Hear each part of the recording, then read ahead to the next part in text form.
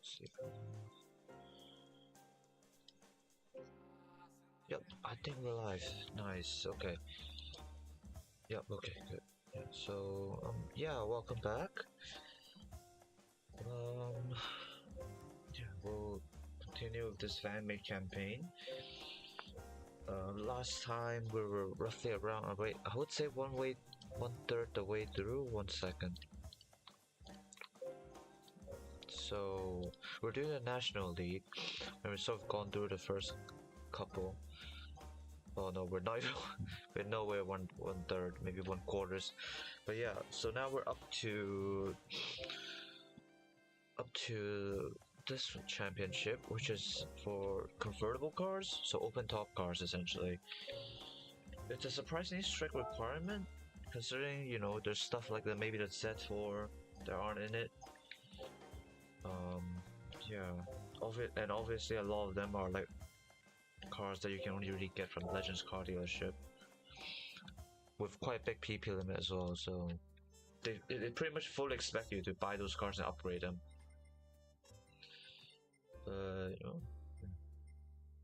But yeah, but obviously I'm sort of constrained by what I actually earn from this campaign. So even though I may have the money, I might not be able to buy them. So let me just pull up my calculator. Yeah, so I have 1,300,000. So yeah. So let me switch back to the game itself. Oh, 7. Yep, there it is. So yeah. So for example, the 356 here, technically it is allowed in this Spider Championship, but it's just too much. Like I need an extra 300,000 just to get this thing. So yeah, we'll be sticking with the Miata, I guess, because that's the only car we have that actually still fits the requirements. But yeah, let's take a look at the used car dealership and see what we have for today. There's the BX, obviously. Oh, the Tuscan. Yeah, if something comes up that we can use this for, we definitely. Yeah, maybe the FR challenge a bit later. Definitely get it for this one. A110, A112, Torino. Oh, Integrale. Interesting. Okay. So yeah, a couple interesting cars here we could definitely aim to get if we want to. GTO, Supra. This is the touring version of the specific. Oh, there is the Set A, but that requires detuning if we're taking it for the Spider Championship. So yeah, maybe not that one. EFO 5, FC Aerox 7. And yeah, for those who don't know, there will recently Gran Turismo 7 just had a quick update, so there are a few new cars which I probably should show them off, I guess. The first one is the Vision GT for Opel. It's the only Opel car in here right now, so which is a bit of a shame, but it hopefully opened the door for more ones. So for example, the Opel Speedster is it's pretty much a staple for the older GT games. Like it's sort of on the same level as Elise, so like a relatively light mid-engine rear-wheel drive sports car that's on the sort of middle range or maybe even lower range. Okay, so what else? I believe the rest are from Japanese. Yeah, the rest are from Japanese car makers. So let's see. So there is a RAV4. Again, it's really meant to be more of a starter car, so I don't think we'll be taking that. Does this use CVT gearbox again? Yeah, it's a CVT gearbox again. So yeah, damn, that's gonna suck.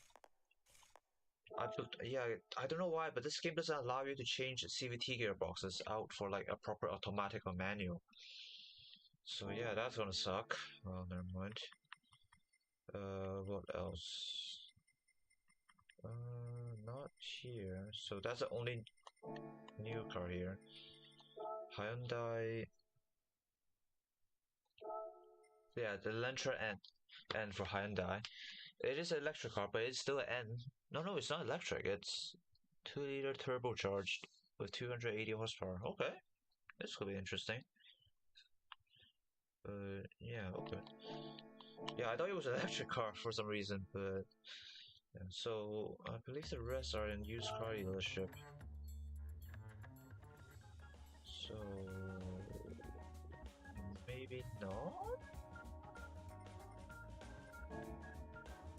Yeah, I need to check. Actually, I need to check the patch notes myself.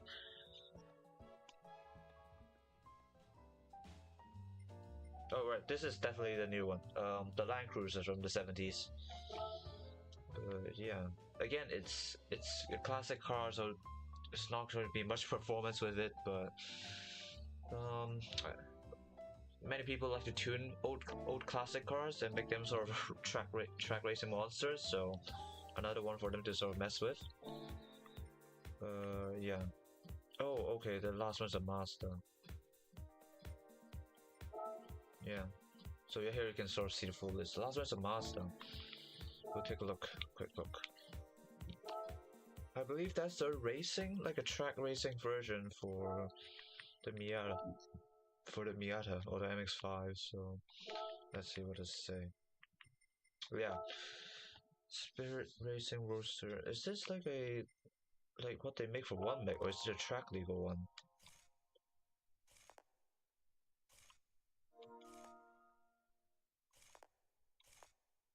Oh no, it's a limited edition one. Okay. Yeah, so it's just like a sort of track day tuned MX-5. Okay, interesting. But anyway, yeah. So we'll get our own MX-5, I believe. Wait, do we have an MX-5? I might. Um,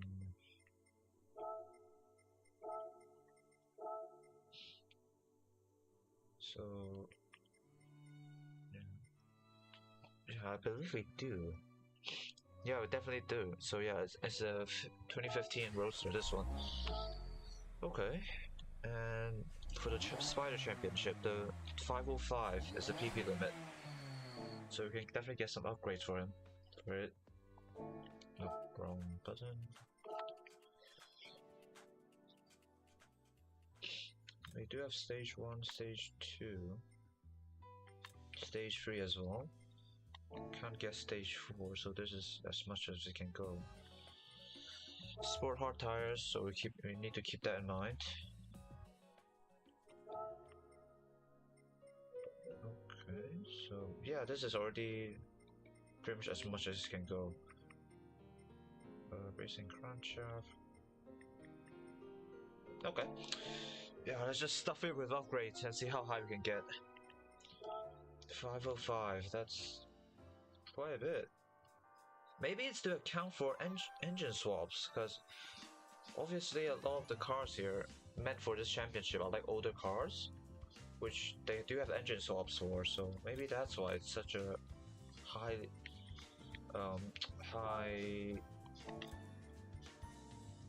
high PP limit, even though you're meant to use like a bunch of old cars in it. But anyway, time to spend it big.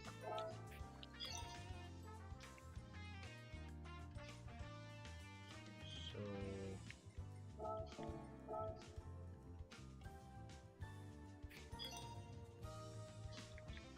100, another 1200.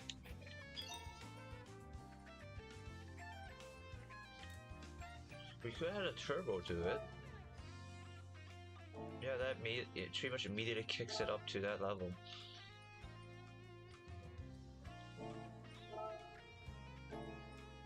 Or maybe a supercharger? Yeah, it's more for low, medium range though. Yeah, I'm just thinking. There is an anti-lag, so we need to get as well. We could get the turbo and yeah, tone it down a little bit using the racing chip. So yeah.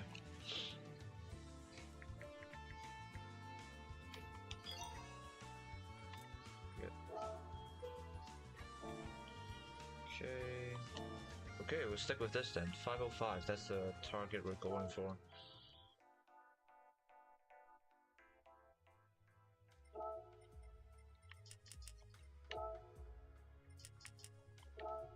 Okay, yeah, this will do. Yeah, turbocharged MX-5. Let's do this. No brake upgrades though, so I might come to regret that. Anyway, onwards to the championship. So the first one is at Sardegna. So no, not that one. The road track. And then layout B. Just okay. 5 cars. No, sorry, 5 laps. 10 cars as usual. We'll start in the middle.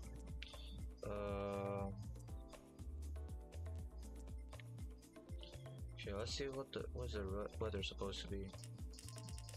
8 times speed.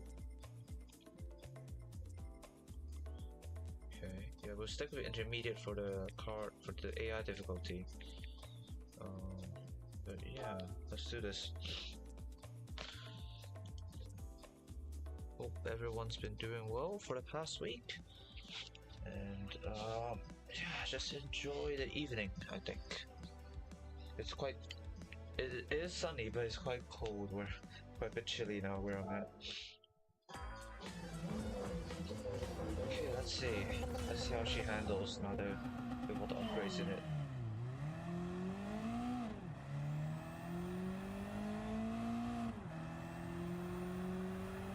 Hello.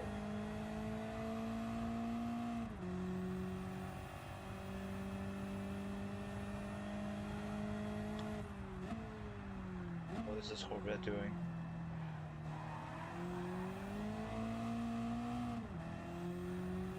We do have a GTR behind us, so... Oh no, understeer. It's... The braking and handling seems to be fine now, despite the increased speed. Which is good news, I think.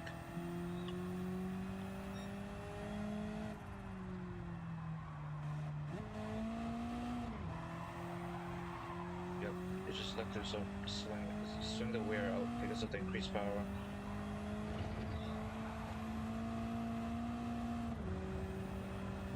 Okay, so like last time, I said I made a list of sort of. Although I might have messed up. Maybe not. So as I was saying, I made a list starting from last sort of gameplay, last stream. I started to sort of make a list of tracks where the AI is good at, and the ones where they're bad at. So the ones where they're good at, we can stick with intermediate difficulty, while the ones they're bad at, we can sort of go into higher difficulty, just so it's a bit more entertaining.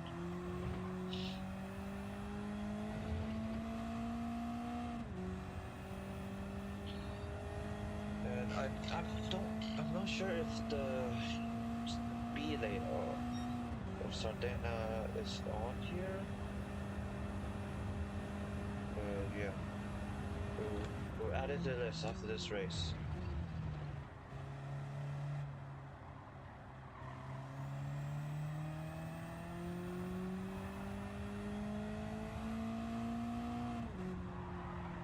I really need to slow down for that corner. I can't just keep understeering like that.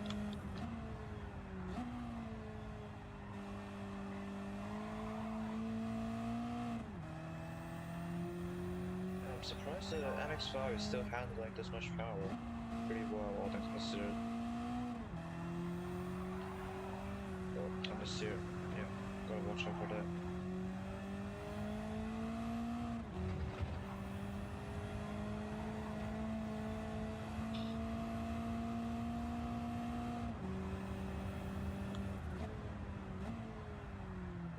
Break.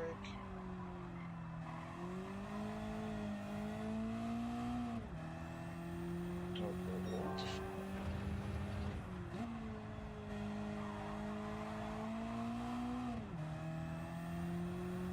I need to be easy on the draw.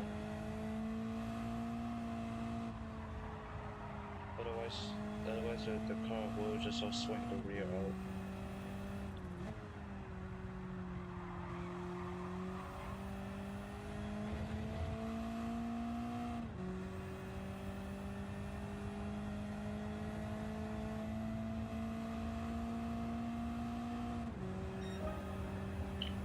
Okay, that Ferrari has to be engine swap. What the hell is that speed?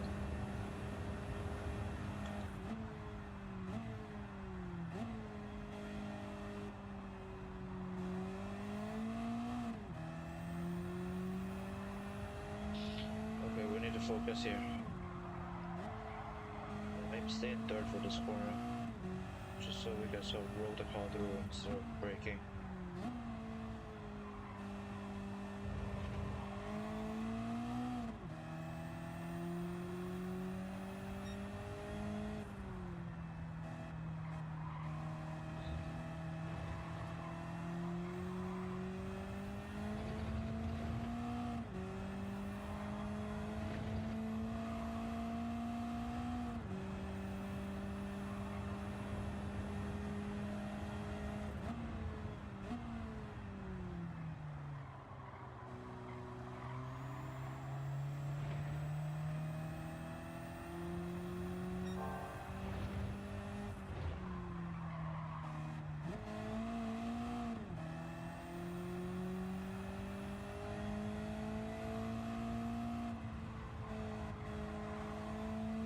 Okay. I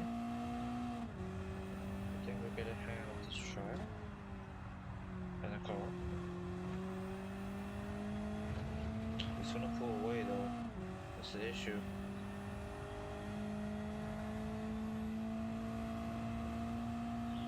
Come on Miata, come on. Definitely need to nail the corners perfectly, otherwise I'm not gonna catch up.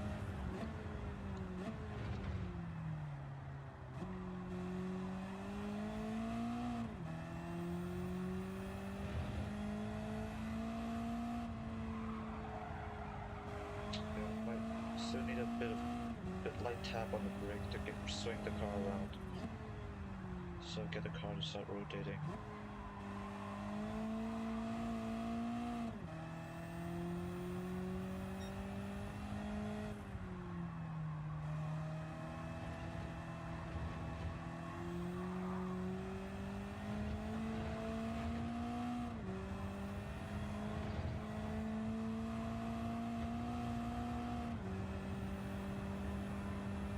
We're not gonna catch up.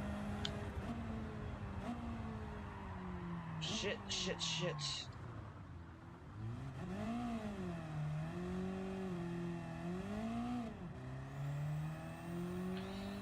Fuck, man. Damn it, I messed up.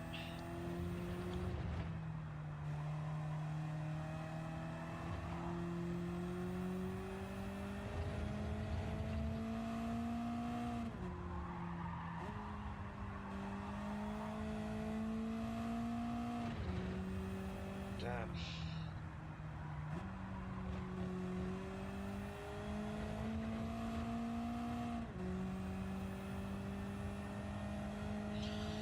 Yep, that's a shame, sorry. Oh, god damn it.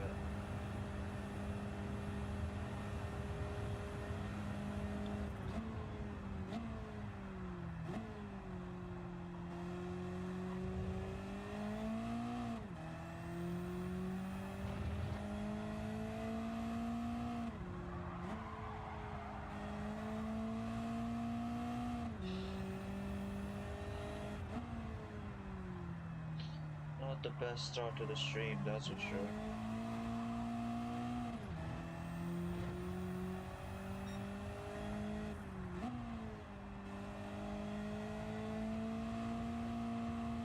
Don't need second here actually.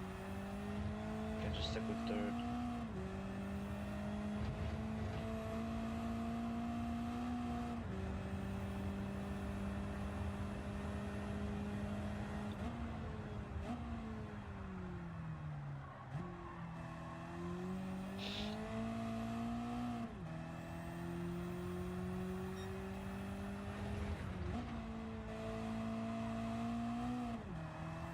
Actually, for that corner, maybe don't need to drop down to second. Maybe just keep it in third. Just let the car roll in.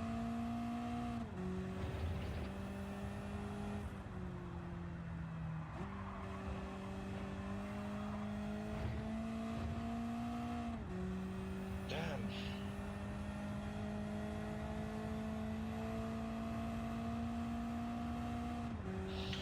Well, just the next. We'll just move on to the next one, I guess. Damn. So, okay, let me lock up. So it's just the MX-5 ND from 2015, and it's a red one. Okay. Okay.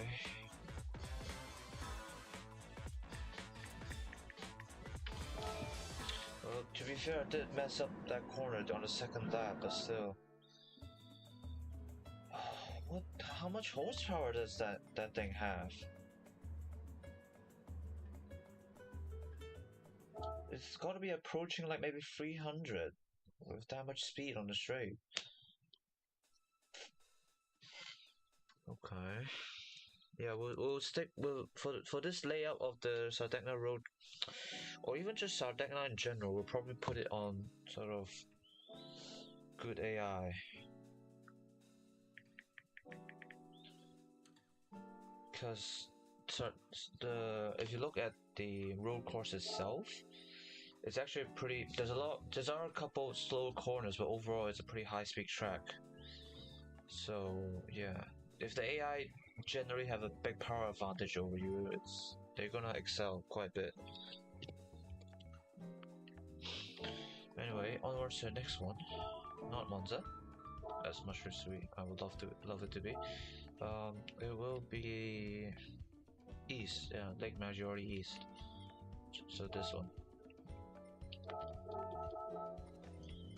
Anyway, how many laps? 5 laps. And then for the weather, oh, we are actually doing Monza, just not this round. Early morning, and we're doing 13 times speed. So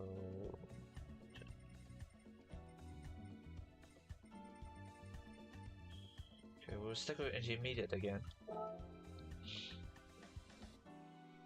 Because yeah, I don't have it on the list as of yet.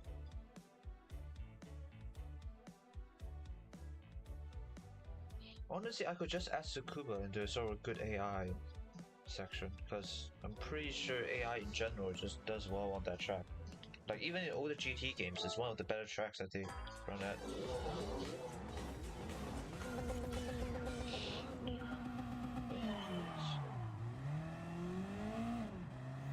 got an M3 and A45 here, which isn't the best of omens. Actually, where are we in terms of the full course layout? Okay, so this is the last couple of corners if you're running like the full race course. But what's next? This is usually a last turn if you're doing like the full race course. Okay, so make a sharp hairpin here.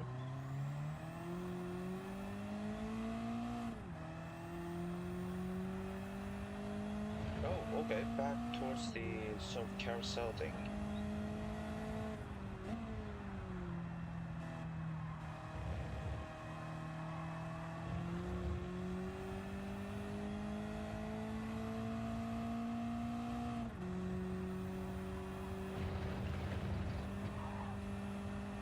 And that's the lap? Yep, it is. Whoa. Hold it. Somehow held it.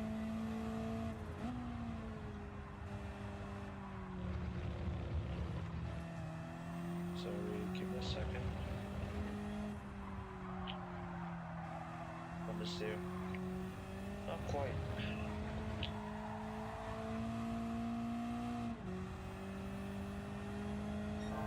I wonder if I should get the high RPM turbo instead.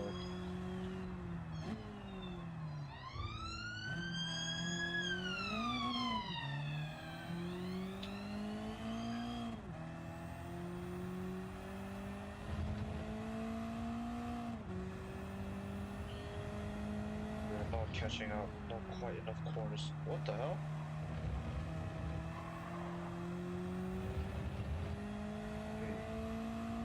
I'll try to push a bit more with the car, but sure. I still need to be careful, obviously, because the car does tend to oversteer.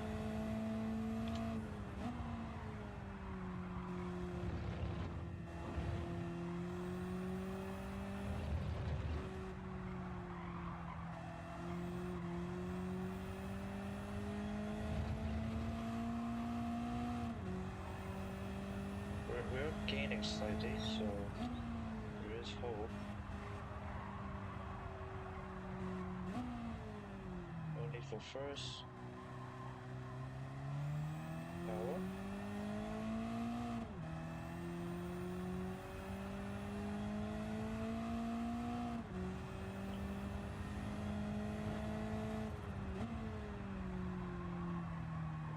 Yeah, not quite enough brakes. Ideally, you want to cut quite a bit of the curb for that corner. So easy. Okay, he brakes there, so we can get a better run.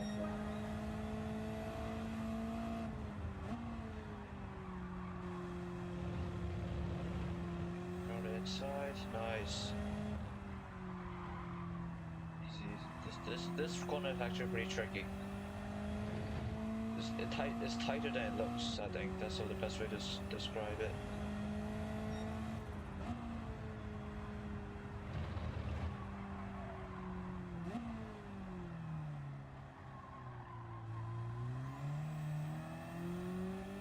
I wonder if I should slow down more for the first corner, so I can get a better run towards the hairpin and out of the hairpin.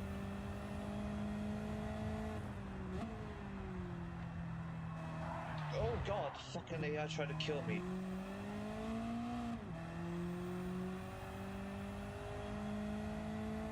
Damn it.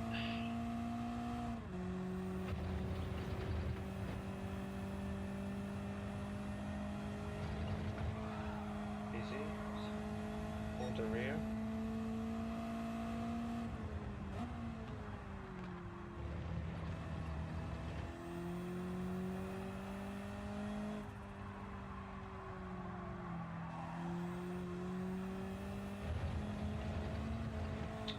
Damn, the sausage curb. Set up my car quite a bit.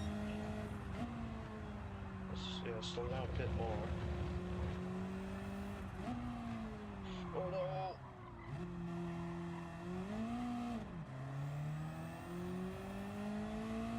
Yeah, normally for that corner, for the full track, there's quite a bit of room on the outside, so you can sort of drift out quite a bit. But not for this one.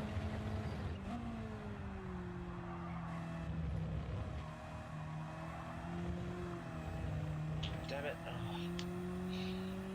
Didn't brake quite enough for the hairpin.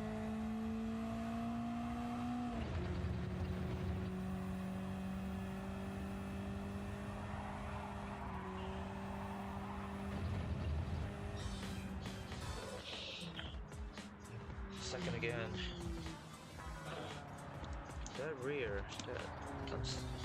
being that unstable might be a bit of an issue.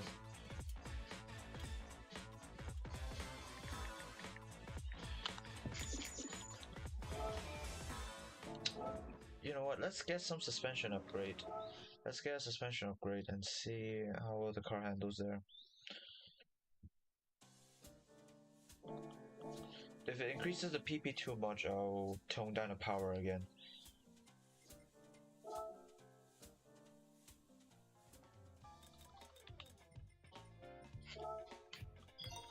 Yeah. Okay, time to tone down the power.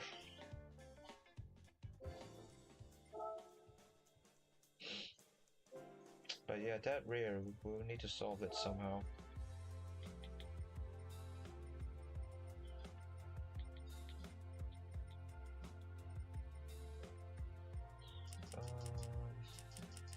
Yeah, we'll keep it like this.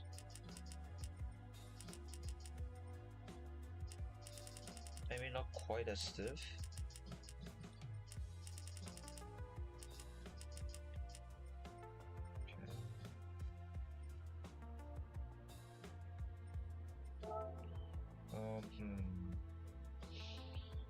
Toe in. Maybe not quite as much toe in.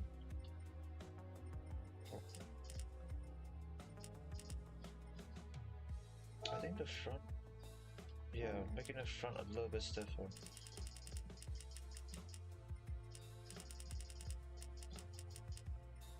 Okay. The defaults come with a two-way limited slip diff. Interesting. Okay. Okay. Hopefully this helps a bit.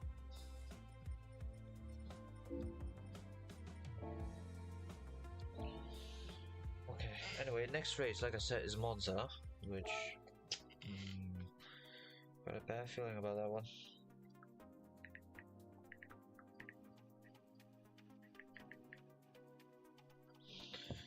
After all, it is just a lot of big straight lines, so...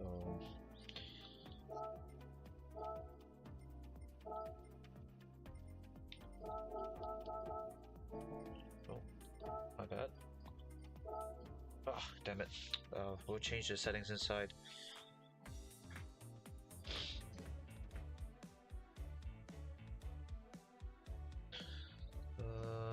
Okay.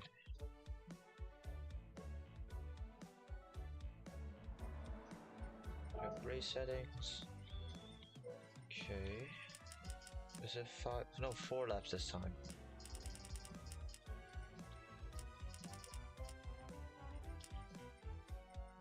Then custom weather.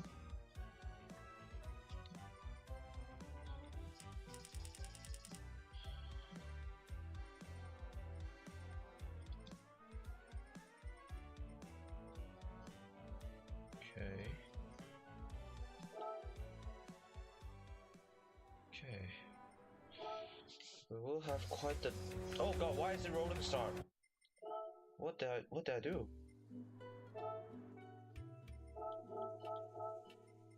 Yeah, it's meant to be a grid start, sorry about that. That does mean I have to set up everything again though.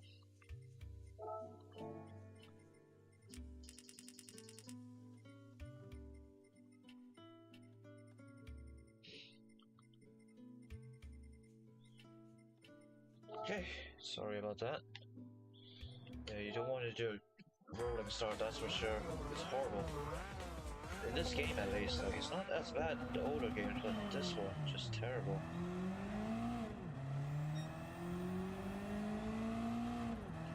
Obviously, I've got a lot of high-powered cars here, so it'll be difficult to catch on the straights.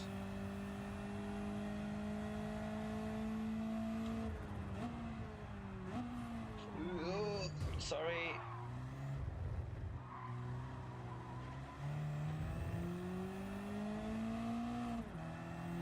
Yeah, the M2 is just gone at this point. We'll see how far we can catch up in the few sort of technical sections.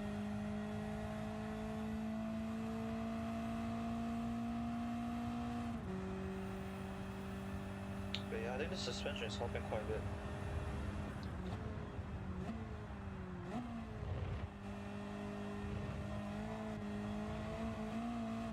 Yeah, it definitely helped up quite a bit. Yeah, the rear isn't as so kept.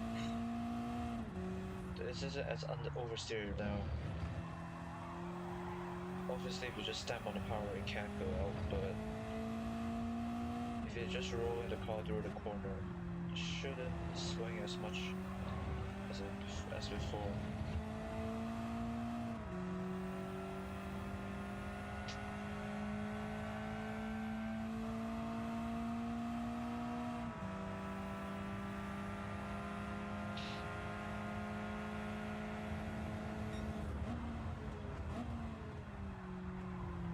understeer, understeer. Okay, okay.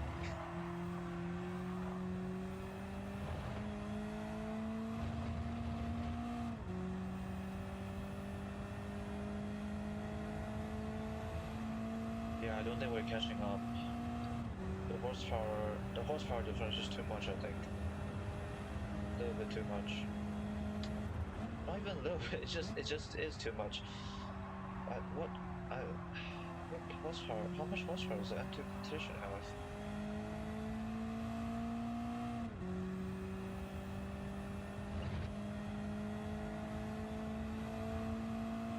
I wanted to look that up, but yeah.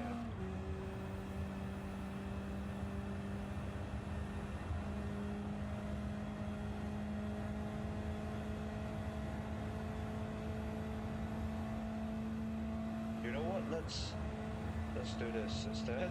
Oh, come on! Ah, curse the track limits thing.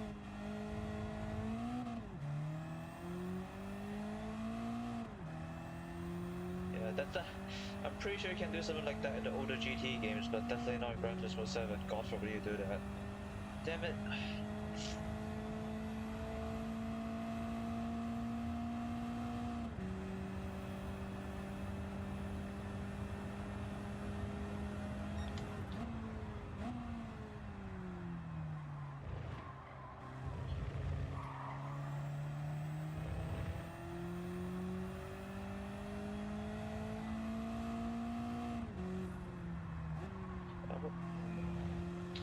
So obviously, as could be seen, we can't get away with it in custom races, but I think maybe you can get away with something like that in like the normal races, but I'm not sure.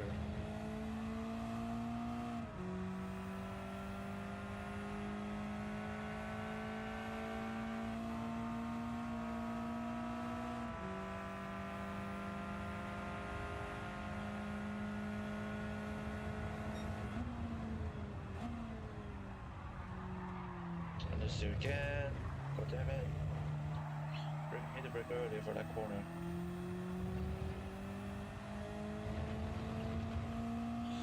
Yeah, we're not catching up, I'm afraid. Sorry.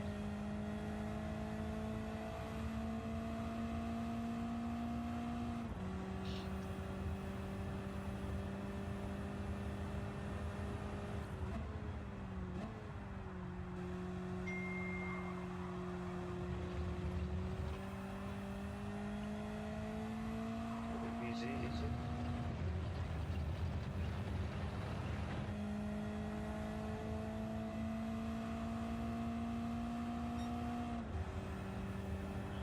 $216, yeah. Fuck, man. I want to get $219, maybe? If I really push it, but...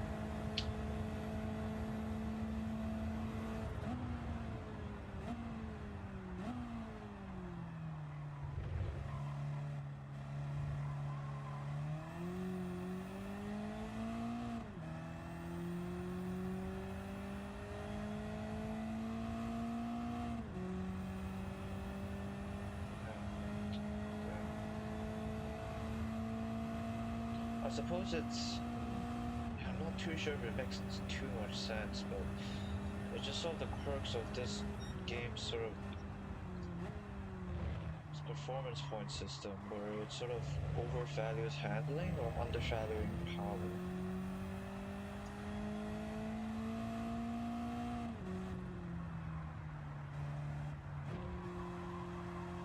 If there's a sort of pre-made race at Tsukuba where the limit is 550 pp, and the toughest car you can face in there isn't any of the modern cars, or maybe like an Integrale Type R, or maybe a Skyline GTR, or even maybe like something like a TT.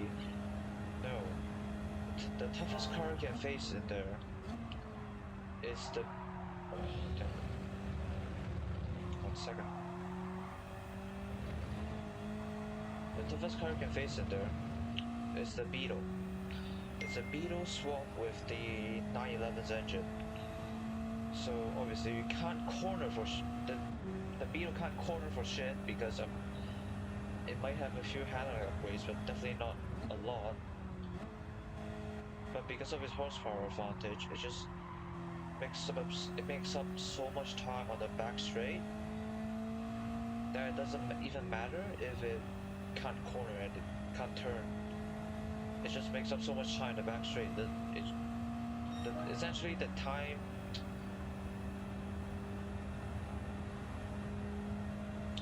gain from his sort of overwhelming amount of horsepower is a lot more than the time loss from the fact that he can't turn too well.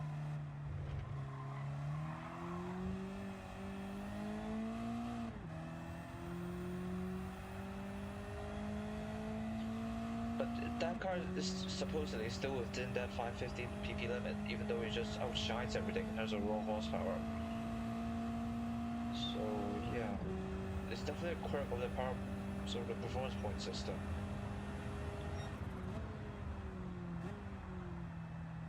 Oh, yeah, big more.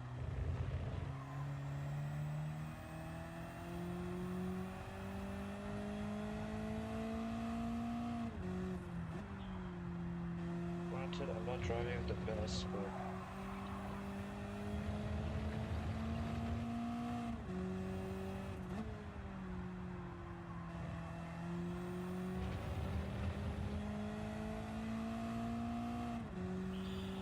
time gain from the horsepower difference is just too much.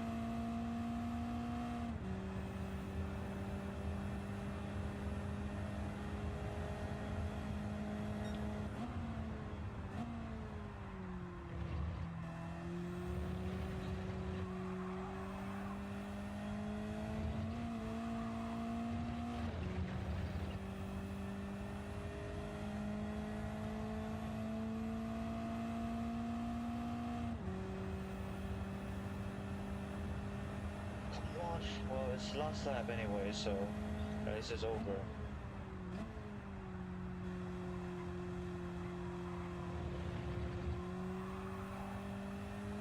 Take your time, no rush.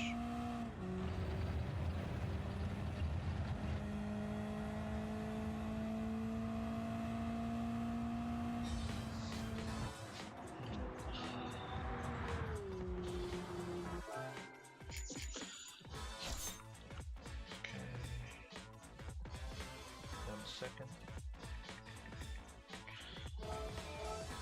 How much? 20. I want to take a look at what's the performance points rating for the M2? I feel like it's quite a bit outclassing everybody else here.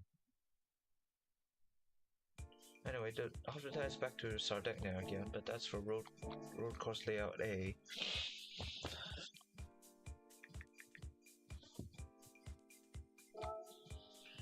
So ideally it should match.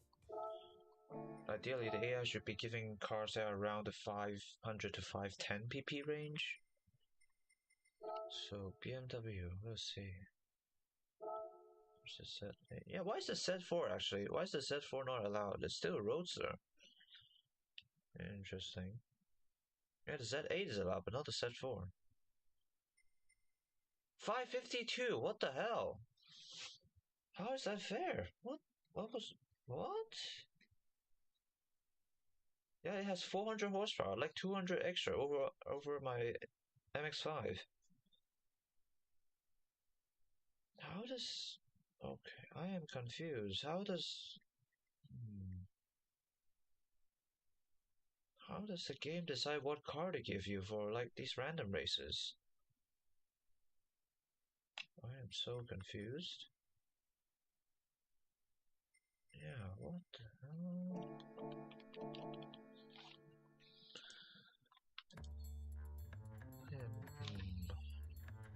Onwards to the next one, I guess. Oh, why does it auto change? Auto correct change Monza to Monday on my phone. Okay, anyway, back to Sardinia. This time we're going for the layout A one. So that's sort of the classic full track layout. Okay.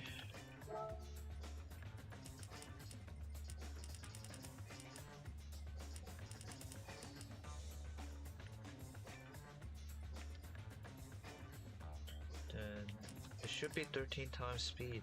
Yeah. Yeah, 13 times speed rate, and then we're changing from this one to the last race of the championship as well. We'll stick with intermediate for now, even though it's a quite a bit different to layout B. But at least I'm a bit more familiar with this because one of the grinding races. So if one of the races for grinding a lot of credits in a short time is this one, so I should be somewhat more familiar with this. Okay.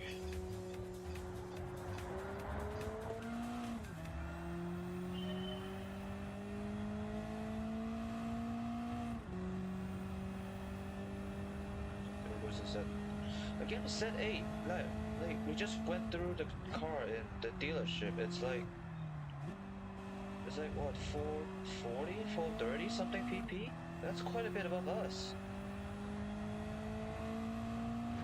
I am very confused on how the game decides what car to give you on the random races like this.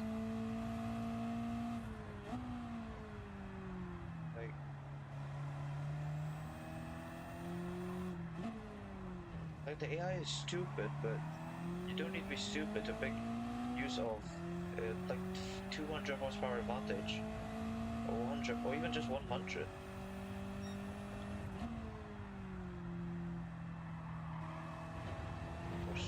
Watch the roll. You can actually brake quite a bit later on that corner. Like you don't even have to wait until like 150 meters because it's a relatively long corner. So you can sort of brake into the corner with a bit of trail braking.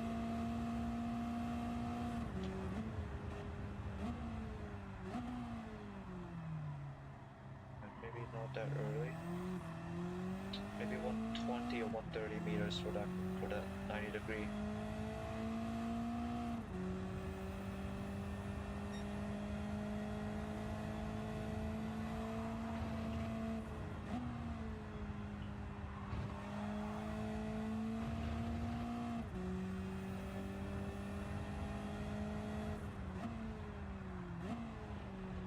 Maybe 100 is the right call. No, actually, maybe 70 or 80.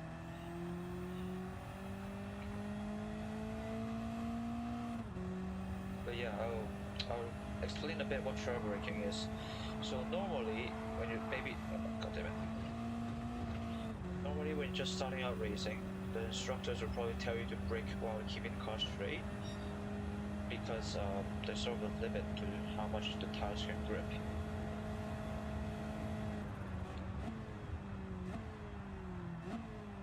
So you can either use a tire grip to brake or turn. At least for newcomers, it's generally a bad idea to try to mix it both. So both braking and turning. But once you get used to racing for a bit, you can try to do that. But you don't want to do that while braking fully. So like all the way down the brake pedal. You sort of release it a little bit, so there's a little bit of extra grip for the tires to turn instead of being solely focused on braking. So that's trail braking, and you usually use it to get a better turn into the corner while still slowing down. I can sort of show it off here and there. So, for example,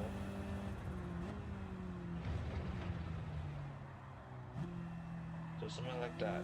You can sort of see as I turn, I let off the brake a little bit, so I'm sort of halfway in terms of brake pressure.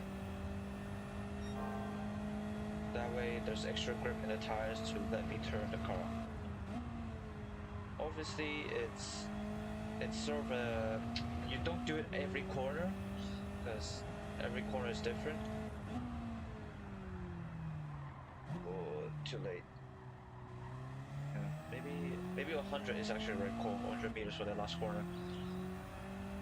But yeah, it is a useful technique to sort of have in your back pocket, and it's also useful for like overtaking, because you know you're using a little bit extra. You can brake a bit later, while still being able to make the turn because of curve braking.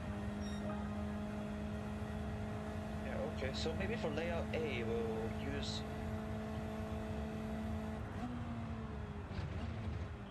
Oh, too late, too late, too late, too late. So for layout A, maybe we'll go for like professional difficulty, because the AI is just getting left in the dust right now.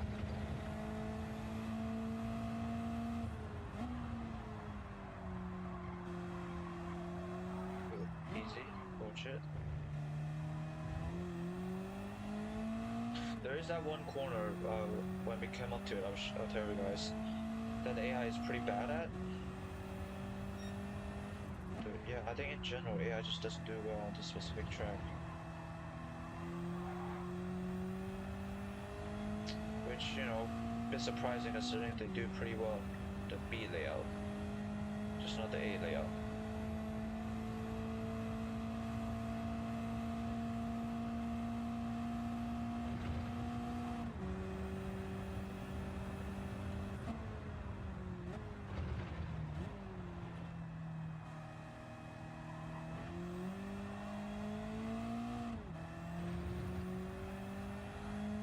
So this corner's not, is it this one? No, the one next one. So yeah, this corner specifically, AI likes to brake here for some reason, which you don't. You can brake here instead, and you can still make this third corner or second corner.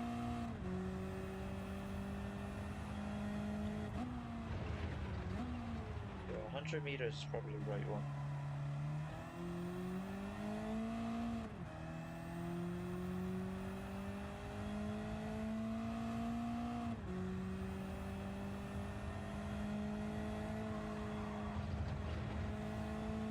Bit of throw to keep the car steady, essentially. Yeah, they are still catching up obviously on the straights, but they just lose so much time in the corners. There's no point.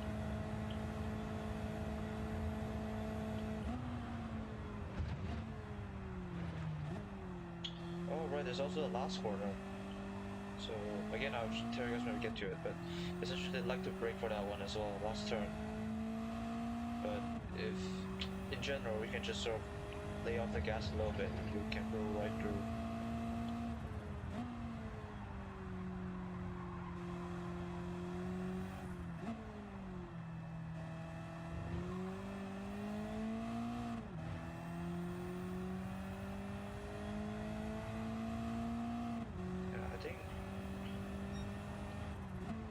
I think it's not necessarily this track is like very technical, it's just that the AI just gets stumped on a couple of corners and that's it.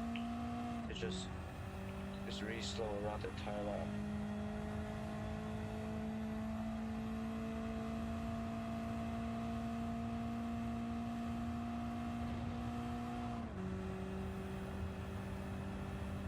Oh, I messed up I think. Well, maybe not.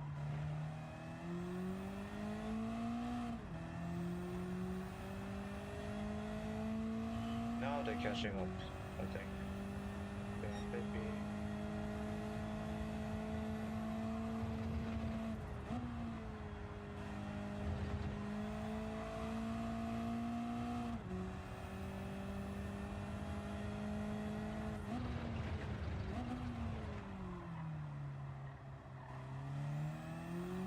Yeah, they slow down a lot in that specific sector. Yeah, it's really just that corner, that one single corner tripped them up. This one, they like to brake here as well, but again, you can just drive through perfectly fine. No need for braking.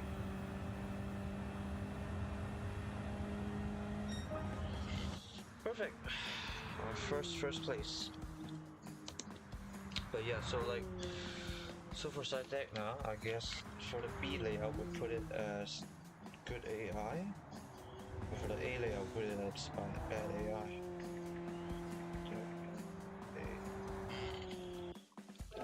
Okay, clean race bonus as well. So that's this championship. Next one is FF championship again. And we can actually use sport hard tires instead of the car stock tires. 480 pp. We'll need to see.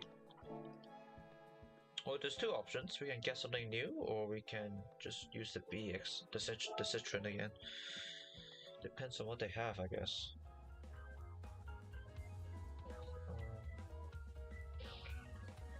So 480, isn't it? Yeah, 480.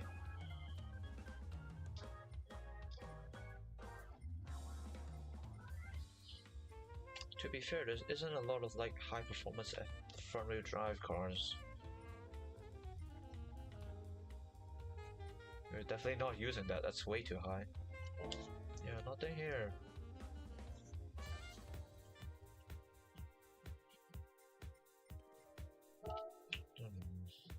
Yeah, maybe we just use the BX again. And we already need to change the oil on this, okay. Fair enough. Okay, so for once we can swap out the tires for something else. Still, I think this little fella needs a lot more work than just bare tires. What can we use? Sport hard tires now. Nice.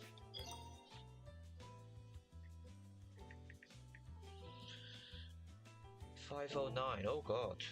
Oof.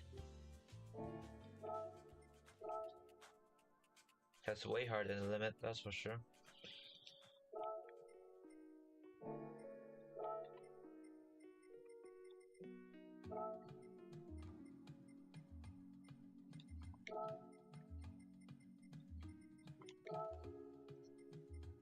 Yeah, we'll need a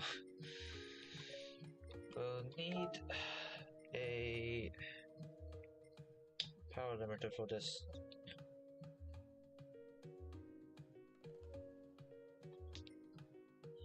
One second.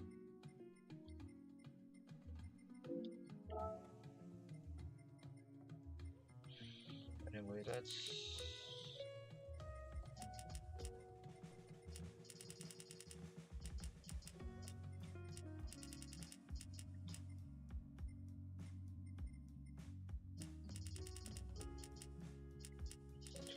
we'll probably put it out a little bit because I do want a car to actually turn.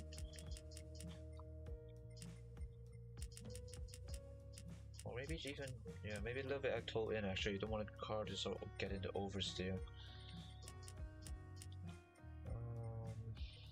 We probably do need better brakes for it. So yeah, let's go get brakes then.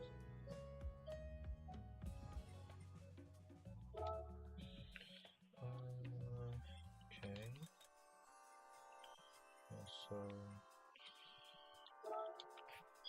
So that's 3,000 for the brakes and then another 1,000 for brake pads. The power limiter as well. So there. Okay. Let's give it some extra tuning and we'll see how far it goes.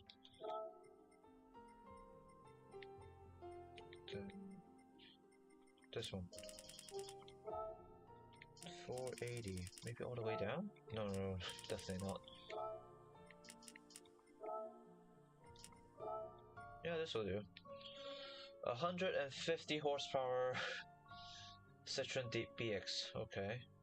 And it weighs only what? 1,900 pounds. How much is that in kilograms? 860. Okay, so it's a really light boy. A very light boy.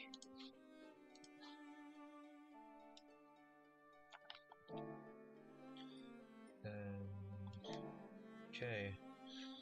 We'll see how she handles, because obviously last time it was a bit of a disaster. Too much power, not enough grip.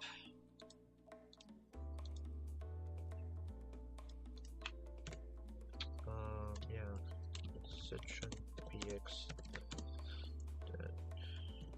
7, it's a red one. Anyway, Kyoto, first location, Kyoto.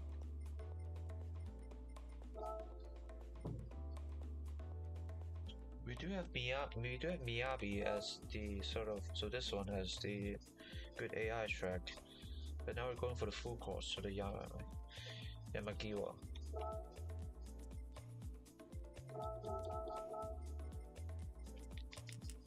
4 laps, 10 cars, I believe. Yes, indeed. Start in the middle as always. Okay, let's see. Early morning. 6x. Okay. Okay, let's do this. We'll keep it as an intermediate. If we pull up a large gap, we'll swap it over to the professional if we do this race again.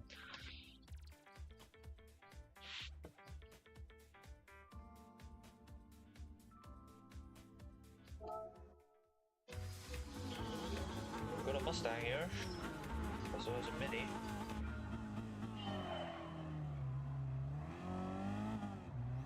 Jesus, okay, the Jensens, what the hell?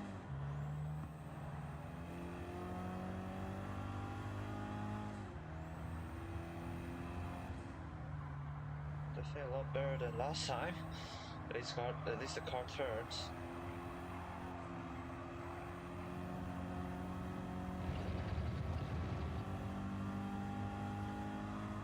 Oh, the AI tries to kill me again. What the hell?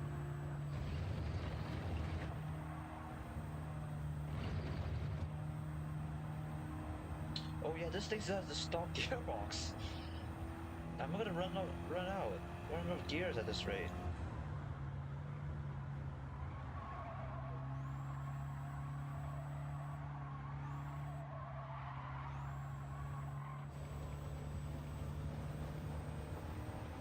I hope not, but there are a couple of pretty long straights in this track.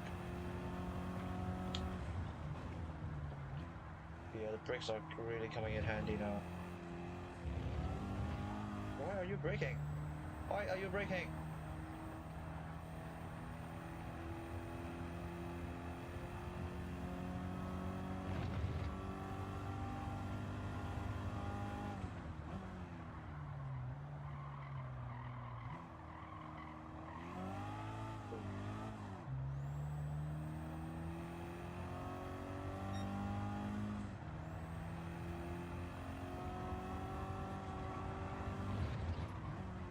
Ooh, okay. You definitely brake way too much for the BRZ corners pretty well. You should not need to brake that much.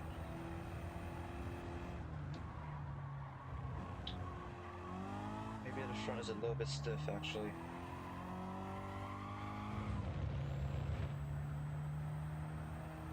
And the GTR up ahead is pulling away. We need to get past this guy ASAP.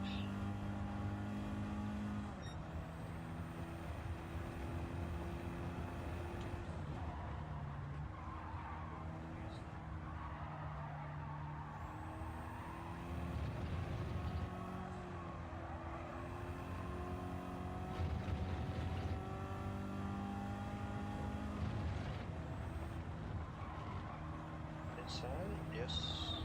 Yes. Use. Come on, Citroen.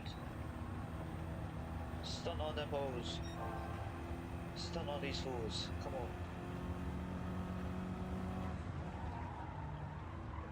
I feel the front's maybe a little bit too stiff in terms of suspension.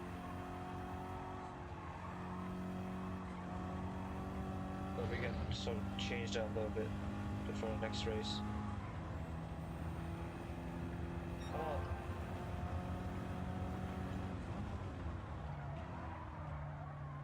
Understand.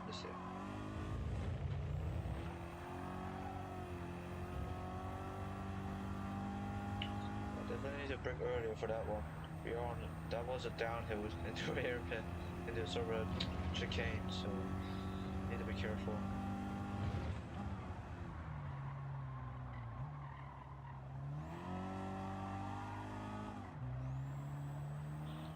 We're following close.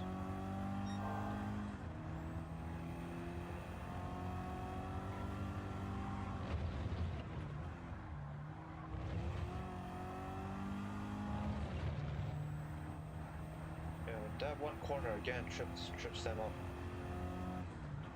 But they do pretty well for all the other corners, so it isn't too big of a detriment.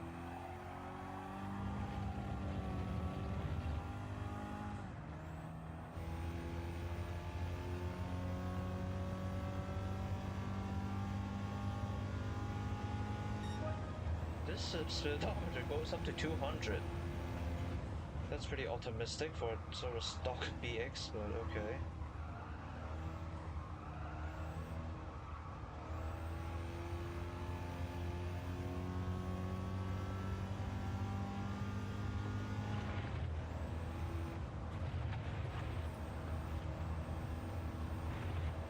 At least that means it's still useful even after the car's upgraded, so that's one pro, I guess.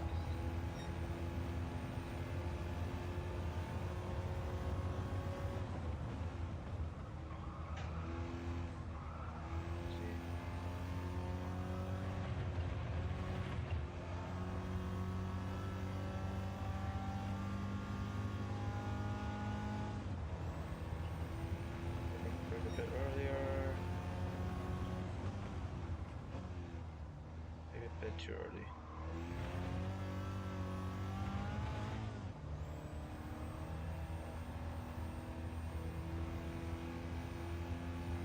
But yeah, definitely the handles a lot better now with the much improved tires.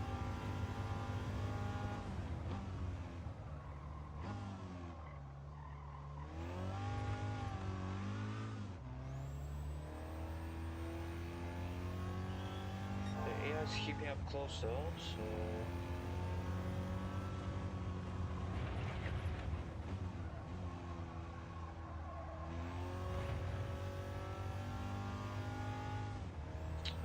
there's the Genesis. Surprise is the fastest car here, but again, maybe it's just that it has the most horsepower out of everybody here.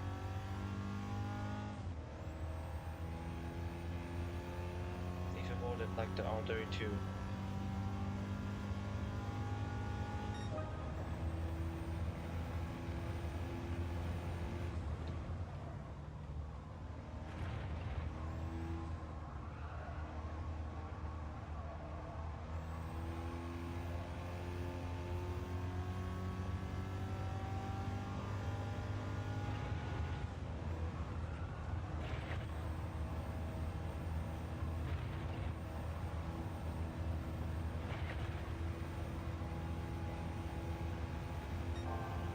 Come on, Citroen, come on.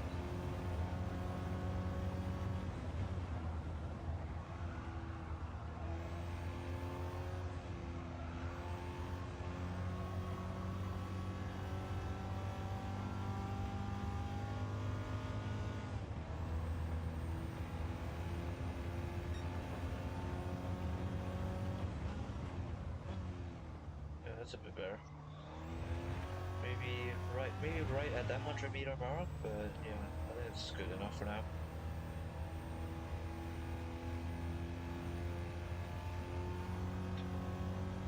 Genesis is still close behind.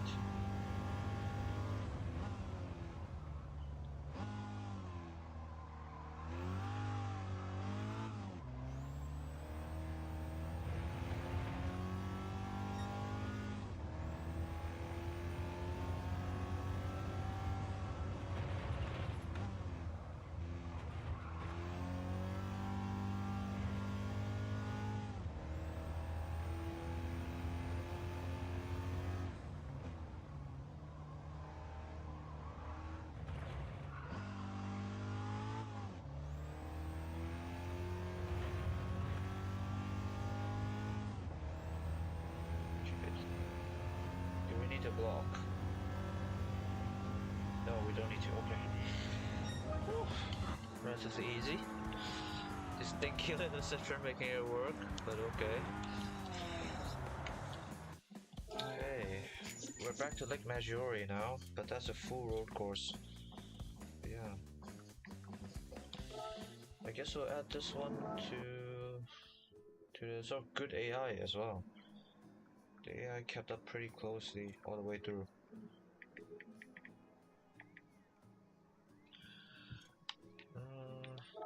sorry, I need a drink.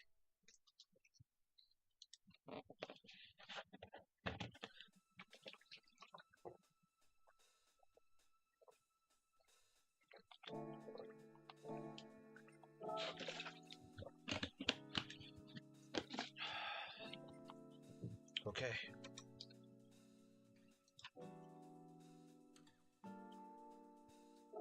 What's this? Oh, it's just a FR challenge, okay.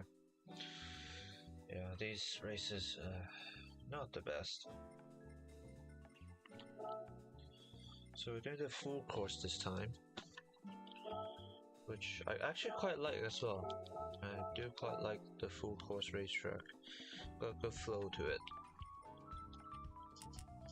Doing 4 laps, are we? Indeed, 4 laps. Sorry. Starting 5th.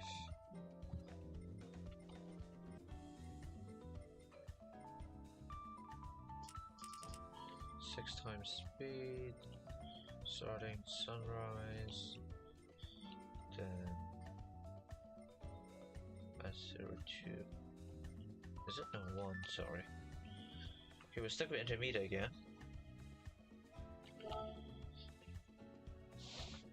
Let's see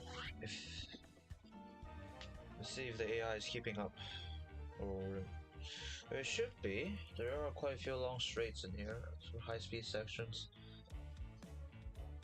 but okay, we'll set up the car a little bit. Like I said, I want this front suspension to be maybe a little bit softer. So yeah, it does feel a bit stiff in the front. Okay. Yeah, we got Superbird there. Who else? The Genesis is back.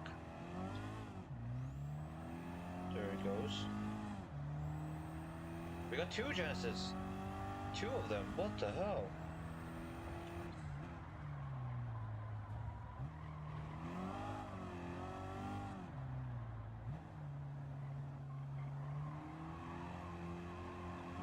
What do you call 2 Genesis?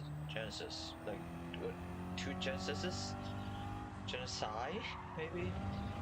But anyway, this is gonna be a bit of a hassle.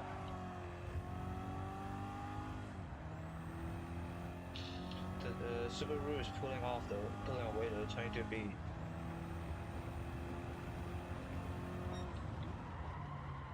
Oh, understeer.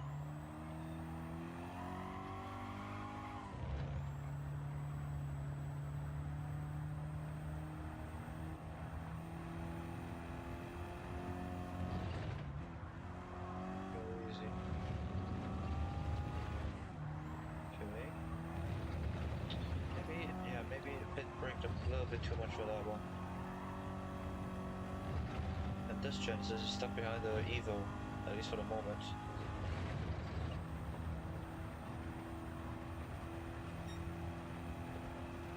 Got a bit of a tow here.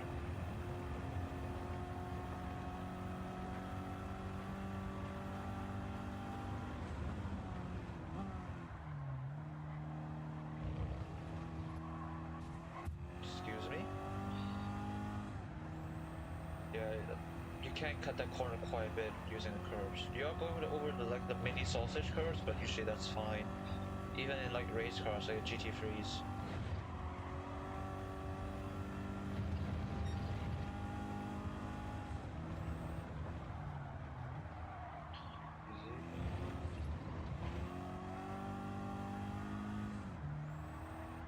Oh, sorry, my bad.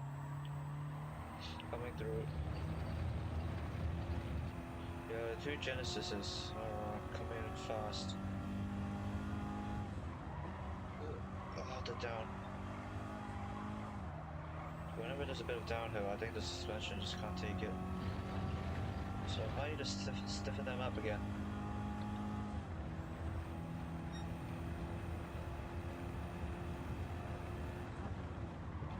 Oh no, I messed up.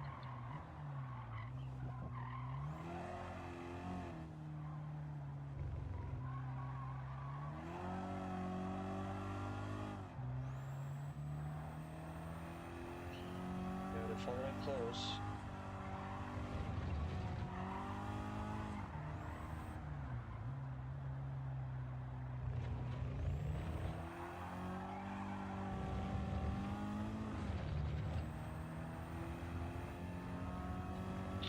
Okay, let's see.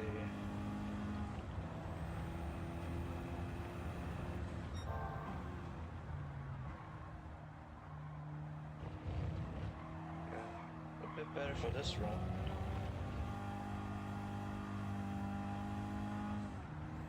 The Subaru is right behind us. Yeah, just tap on the brakes a little bit, keeping it in fourth. We should be fine.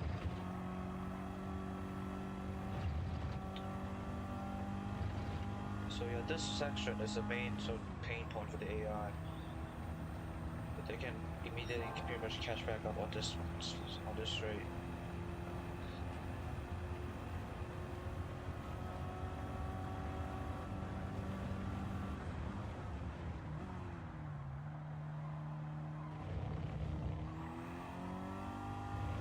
That's a good one.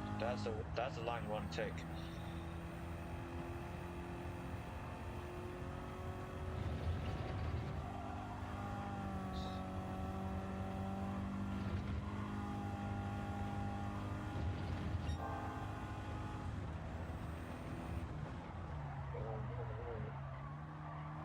Okay.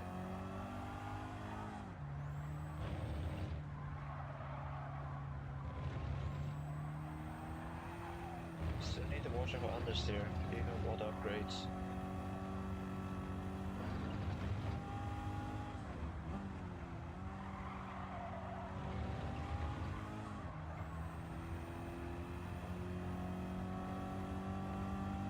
Okay, we put a bit of a gap, but the AI will catch up in sort of this first half of the track. And I messed up again!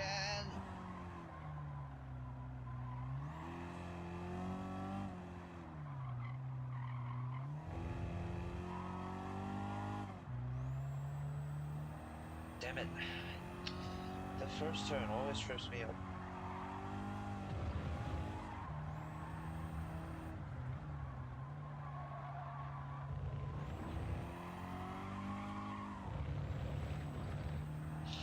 Power.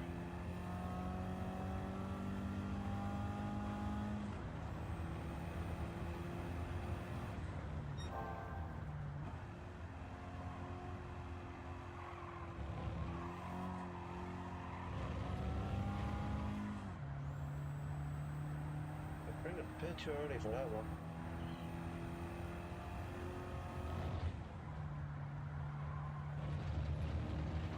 That's better.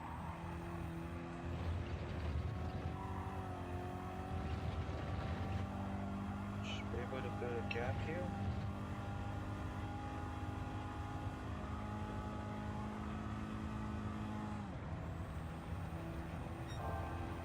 Does this thing have a 6th gear? It doesn't. Okay, so this is it. Its default gearbox can go to 200 though, so that's surprising. On a BX, remember this thing has like less than 100 horsepower stock.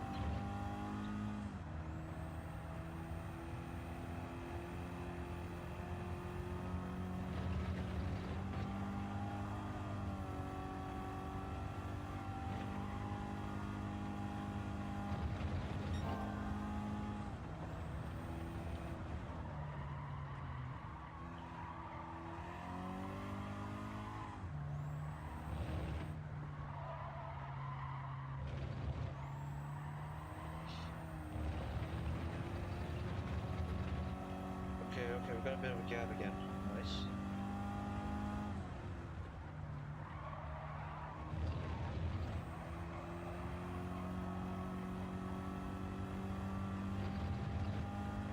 Should be able to keep this as long as we don't mess up first turn like last time.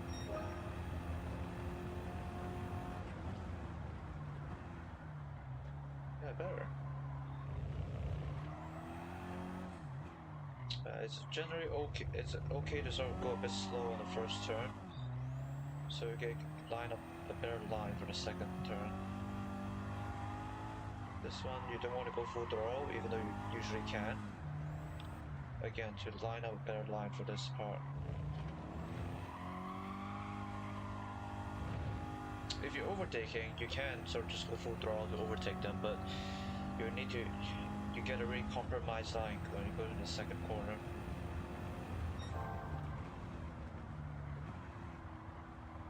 So yeah, just keep that in mind if you're like racing online or something.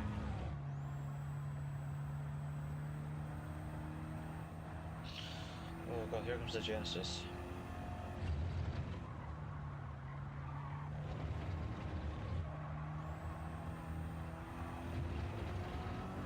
Again, for this part, make full use of the curbs.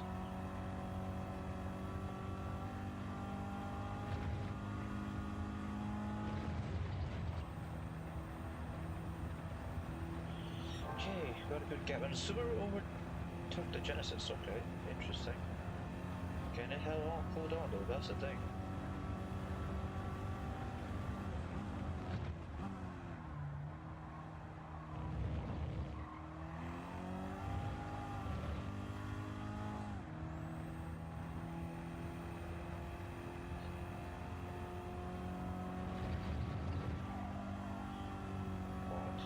Stretch, final stretch, last couple corners.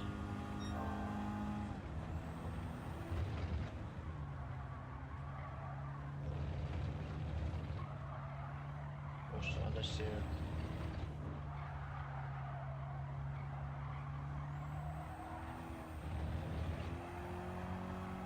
Not the best way to go through there, but okay.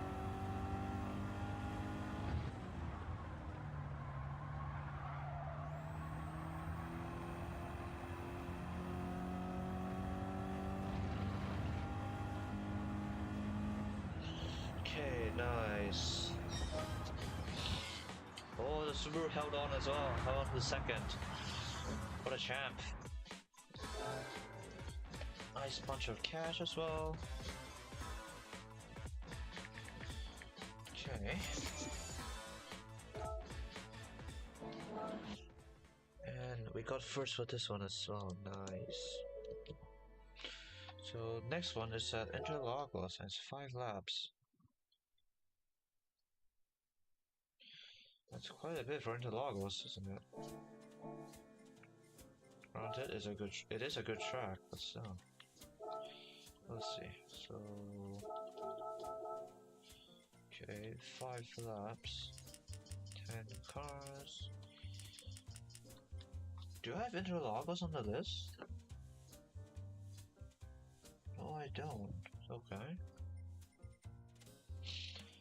But yeah, for like Maggiore, definitely the AI is decent enough, so we'll keep whenever we race there, we'll keep it on intermediate. Not sure about Interlagos though. We'll probably keep it on intermediate. I think the last few times I remember it is quite a tough battle. So Twilight, 5 times speed, S03. Okay.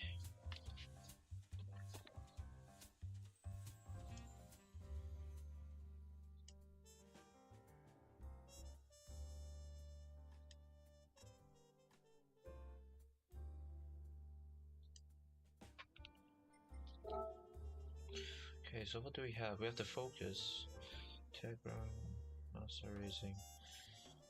I'm not sure which car will be the toughest opponent here, but okay, let's get this started. Lights on for everybody.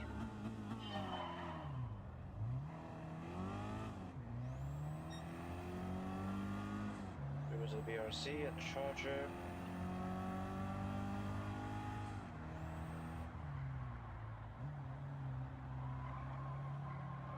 Easy.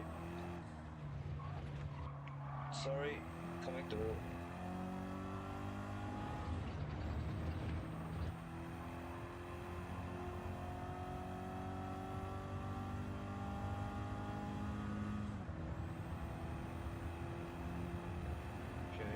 definitely not catching up in the straights. Ooh, I hit the grass for a bit.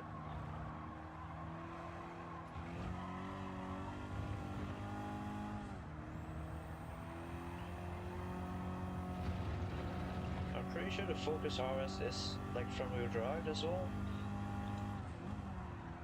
But the Integra as well, so when I was younger I always thought the Integra is like rear wheel drive because it's like, at least in terms of body shape, it's quite similar to stuff like the Sylvia and who else? Maybe the Supra, an old generation of the Supra. Oh no, easy. Yeah, its body shape doesn't look like it's front wheel drive, especially since it's a sports car. It's meant to be a sports car. But yeah, it is front wheel drive, and it's very highly regarded. I think some might even call it like an ultimate front wheel drive machine. Like in terms of front wheel drive cars, that's like a pinnacle. Obviously, that's not the only front wheel drive sports car that Honda makes. There is the Civic Type R as well. So there's a lot of comparison made there. But I think most people still prefer the Integra over the Civic Type R. Okay, the Focus is just gone. Holy hell, I need to lock in.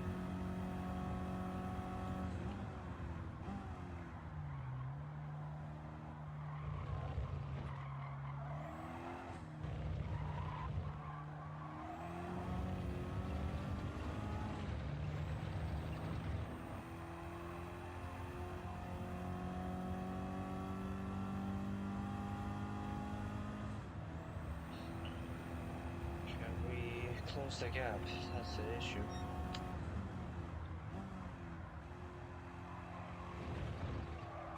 Damn it.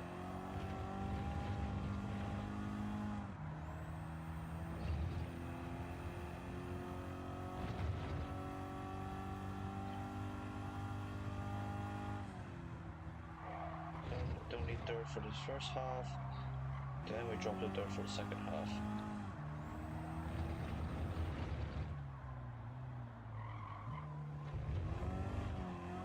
Beautiful. He's still on the inside though.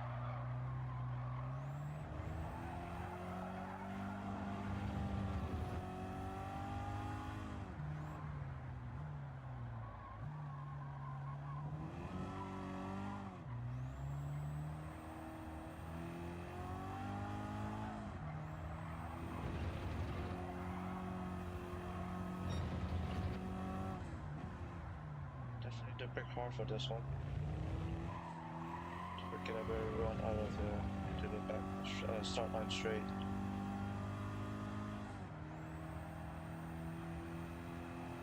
Come on.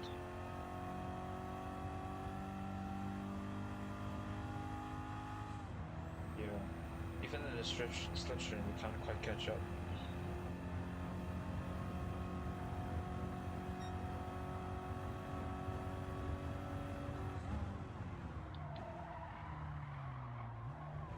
It's a bit tight.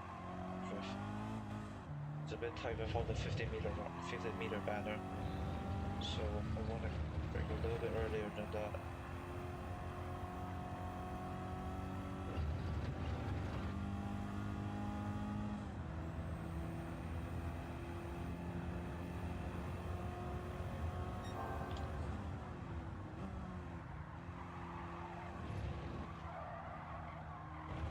Barely, but made it.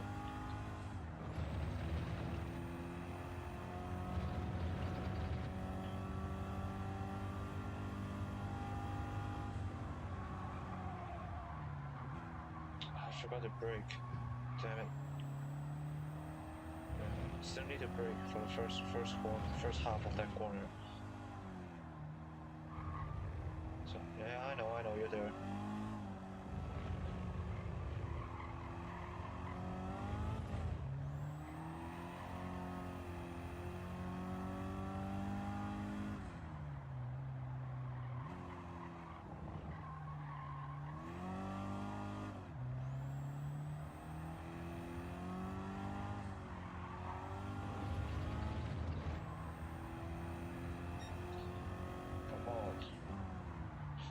too late again. Damn it. Yeah, bad run out of the corner.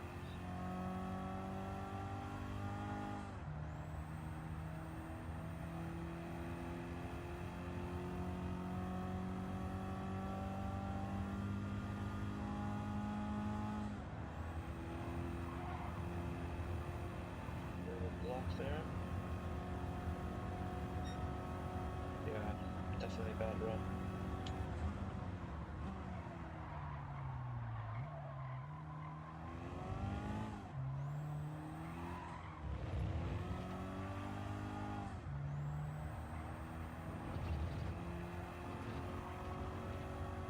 Come on. 0.8 behind. Bit of a gap there.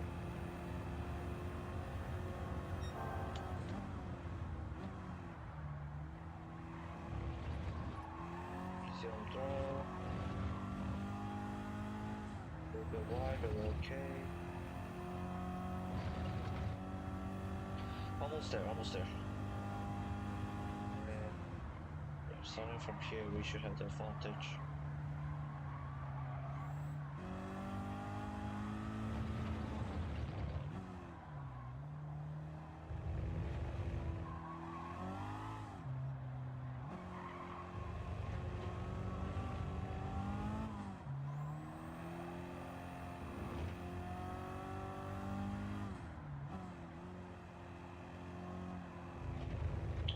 Maybe not the best way through that. But maybe I turned a bit too early on the corner.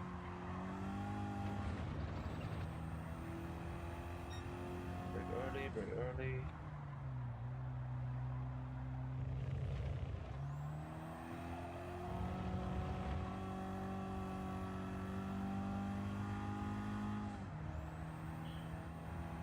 Okay, nice. You're still behind me though, so can't let off just yet. So yeah.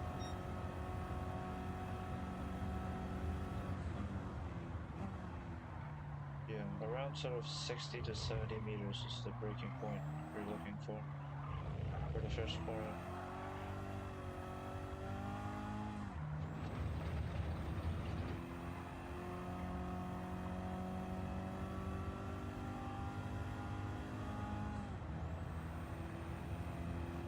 Come on, Citroen.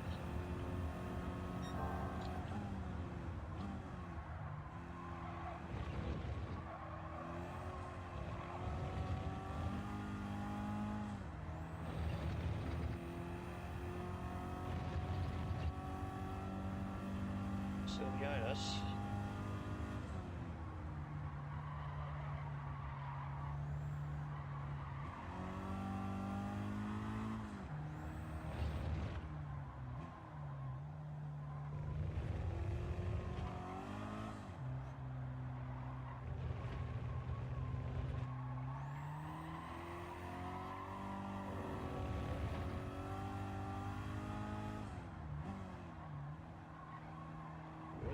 Good.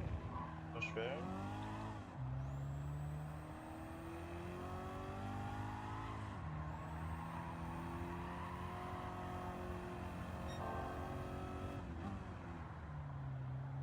Waiting for a second.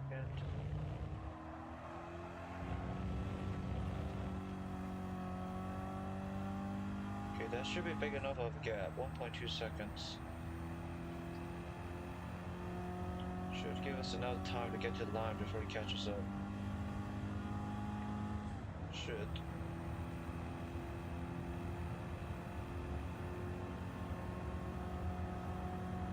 Nice. Oh, that was close. But yeah, we'll definitely put Interlagos as sort of good AI track again then.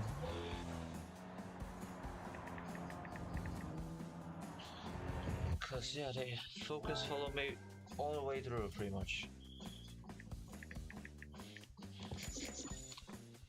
And my phone needs to charge. 1 second.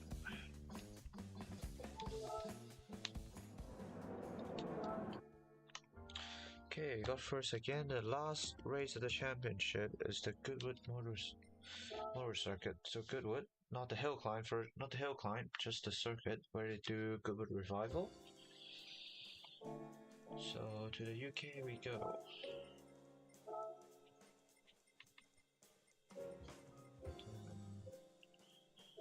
Custom race.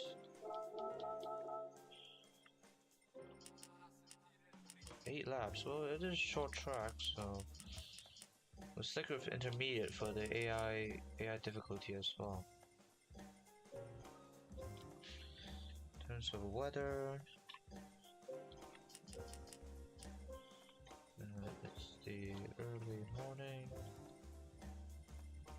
It's gonna be a cloudy day. Typical UK weather. Okay, let's do this.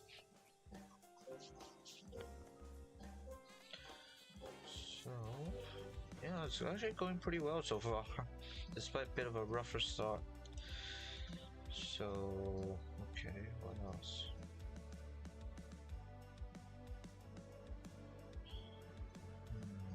Yeah, I'm not sure what car will be the best. It could be a 250, like it could be like an engine swap or something. Okay, here we go.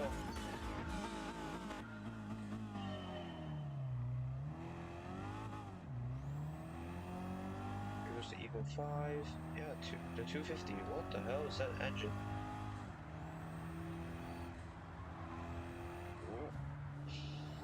Okay. I'm actually not too familiar with this track system with Goodwood. There's not a lot of races here in the single player, and obviously multiplayer doesn't play here that often either.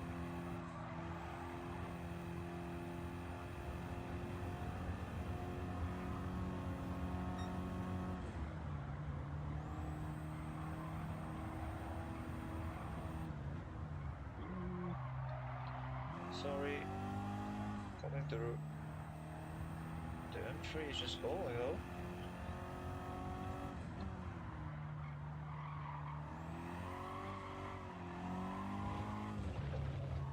Right. Okay, the AI is gonna pull away here again, I think. Come on. Oh, there's the Evo. The Evo might be the fastest car here. Oh, why is it braking? And he's gone. Into the shadow room he goes.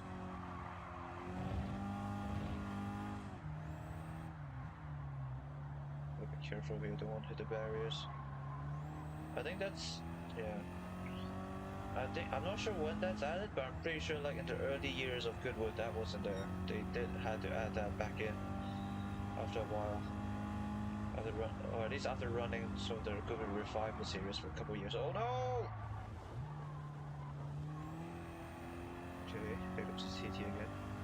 8 laps though, so we've got plenty of chances. And the Evo is coming back with a vengeance after I punted him in the shadow realm.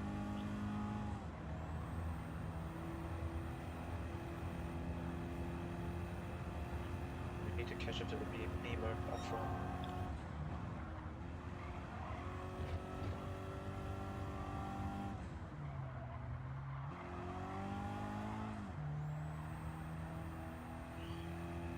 Maybe I don't need to brake that heavily on the first corner. Definitely the second.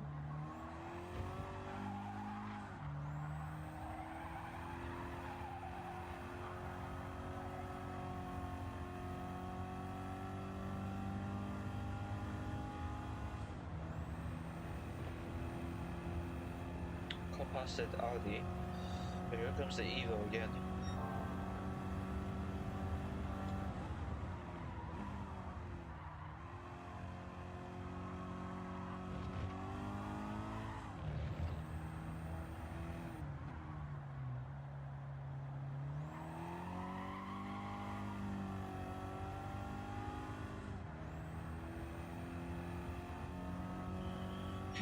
Okay, good. We got past the Beamer.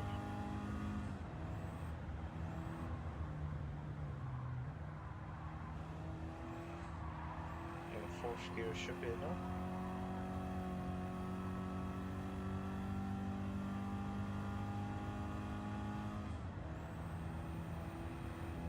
Yeah, the Evo is faster. It's the fastest car here, that's for sure.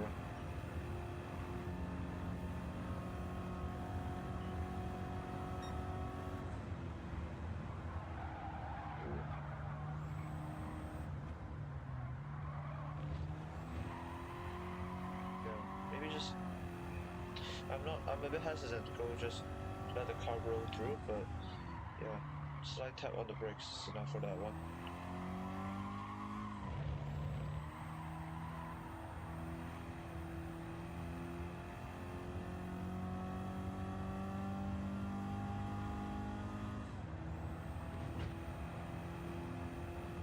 Oh, hello there.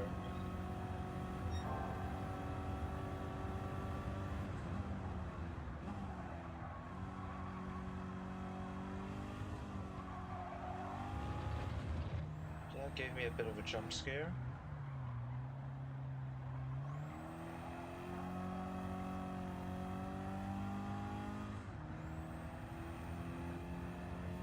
Oh god, still got half the race left.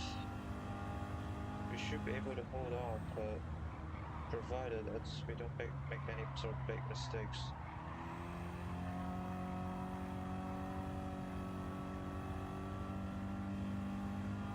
Wait, did the author of this sort of family campaign add Goodwood because you can use like a bunch of classic cars in it? Okay, that's pretty genius, I guess. Yeah, in case you don't know, so like Goodwood Revival is a yearly sort of multi-day race event where people bring out classic cars to race against each other. And so obviously they are in their own, they are categorized, so you don't get something ridiculous like a mini racing against a, you know, like an old Le Mans race car or something. But yeah, it's a chance for, you know, collectors to actually bring out their old school race, not just old school, but classic, straight up classic race cars to race them again. So like you get like 60s cars, 70 cars, 80 cars, and they do race them hard. Shit.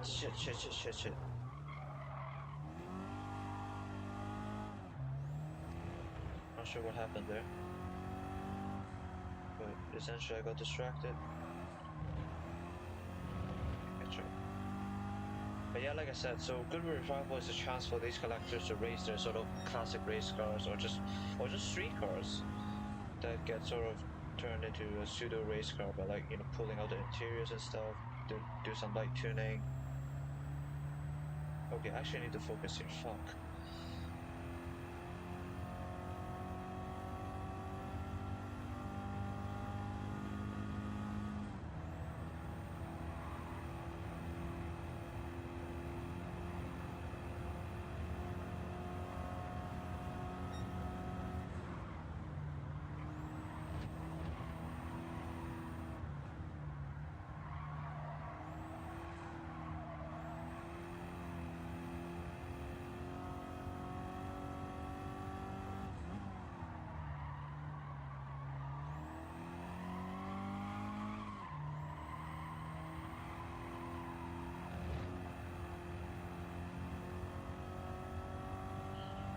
We lose quite a bit of time here, but we should be able to catch up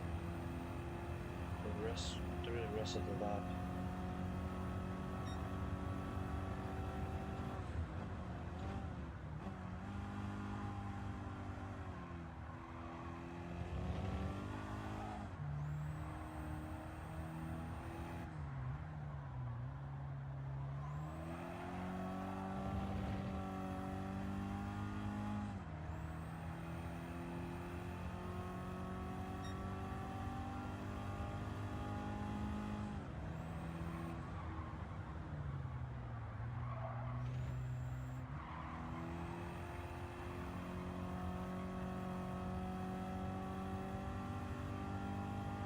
Come on, Citron, come on.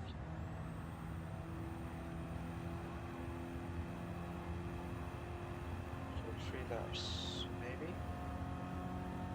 Definitely to lock in.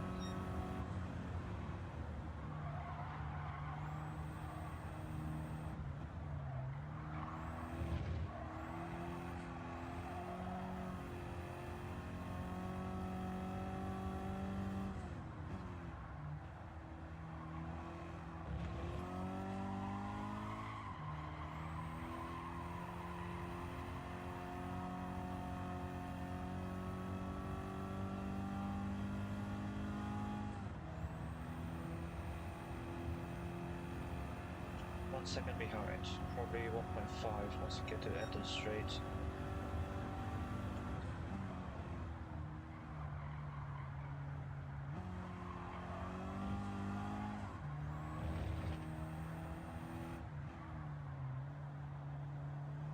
Why is he braking? Why is he braking?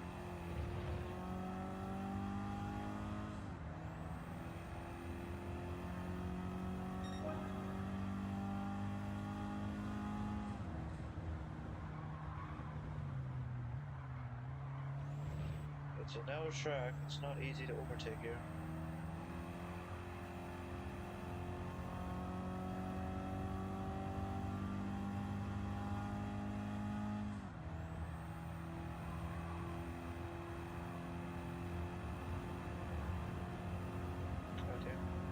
Are we in the slipstream? No. I think even we are, he's still pulling away.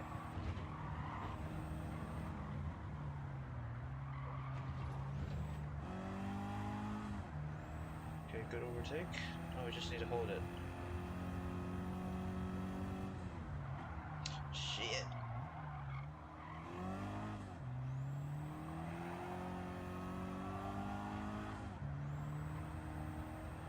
Slowing down a little bit there.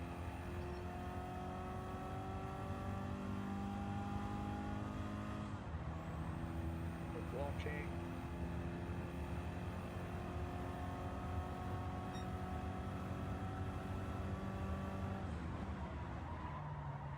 Oh, what the hell?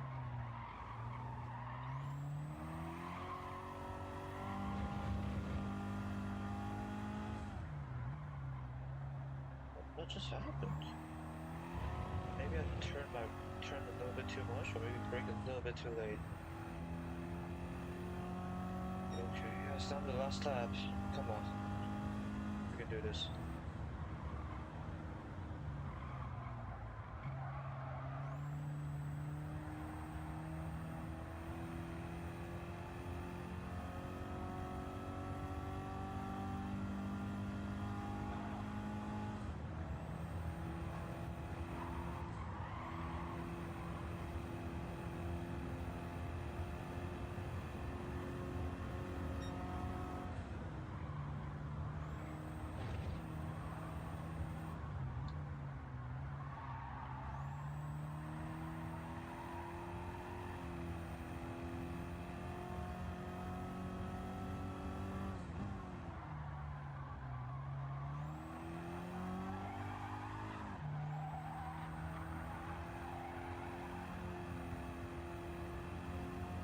Okay. The Evo will catch up. It's just a matter of how much.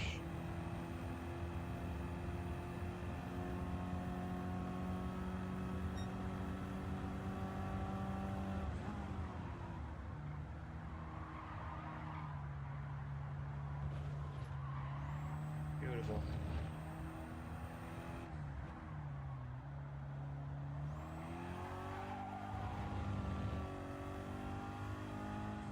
Oh, that was a bit of a nerve-wracking one. But we made it through. Yeah, let's see.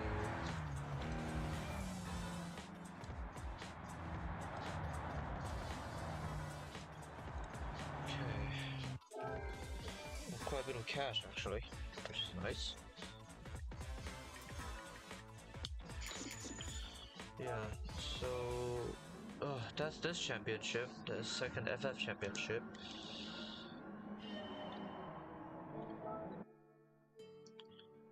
And the next one is for front engine rear wheel drive cars. Okay. And with a performance point limit of 510.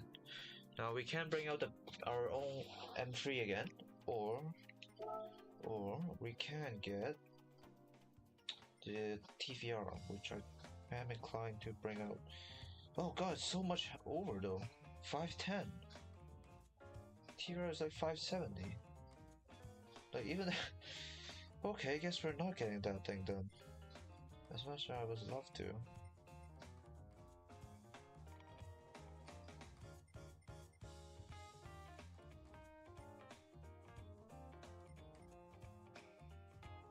there's the RX-7, which you can use and put some upgrades into.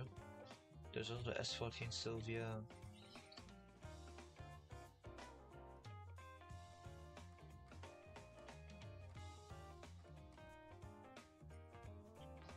Okay. I do want to get a TVR regardless, but maybe not for this particular series.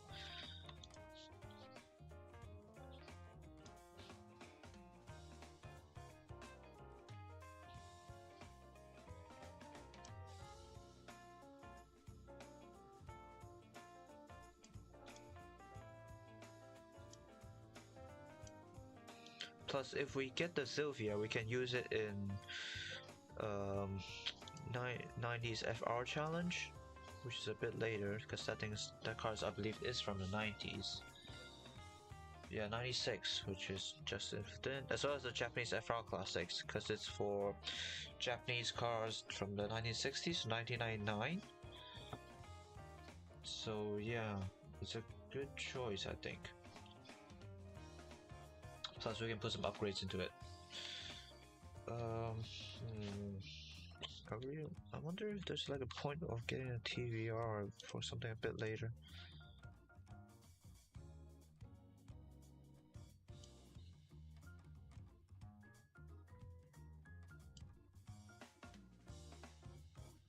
'80s European. Yeah, TVS from 2000s actually. So high-powered FR. Oh, we can use it for that. This is called High Power FR Challenge, so it's for front engine rear drive cars with quite a high PP limit of 585. So we can get the TVR for that one. Okay, I'm buying it then. So that's, and obviously we have to go for the signature sort of rainbow toned color. Reflex purple. Okay, that's what it's called. Okay.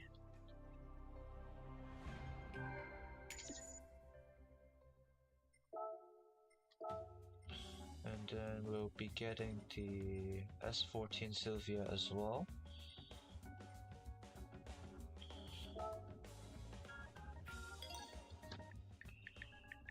We do have the cash for it, so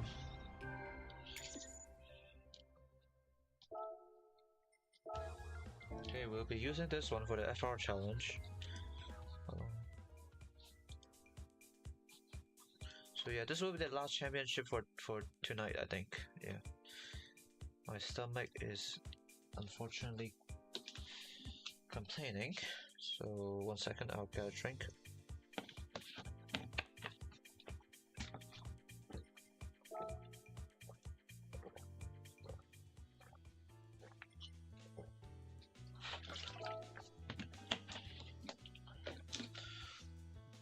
Okay, yeah, so like I said, we'll be using Sylvia for this one, for the FR challenge. Well, a couple weight reductions should push it up to the 510 PP limit, so we'll do that. Then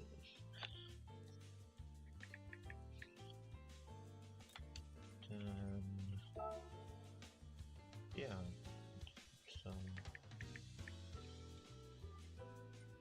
purchase please. Yeah, we can't, I don't think we can do the third one. Oh, sorry. Well, it comes stock with sport hard tires as well, so that's good. No need to buy them. Oh, we can actually. Okay. Good.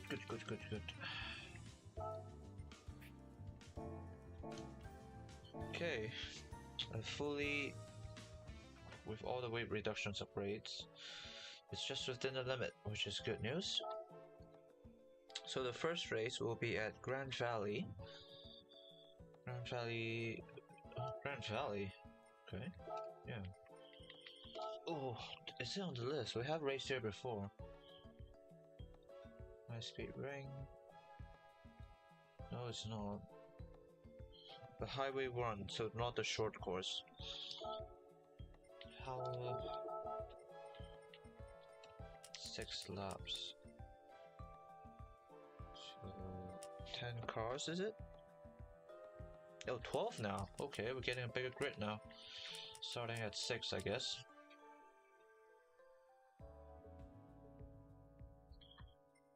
And then for the weather, 5 times speed, starting at twilight, ending as S10. Okay, we stick with intermediate for now. I'm pretty sure the AI is decent here because of the longer straights. Sport hard tires? Yes, sport hard. Good, good, good. Okay, yeah, I think that Sylvia will be a good purchase because it can do quite a bit of stuff. Okay, let's see. Is that Testarossas? Indeed. And we got a track car here up front. Sounds good though, the car. And they're gone. We got 2 Testarossas, I think? No.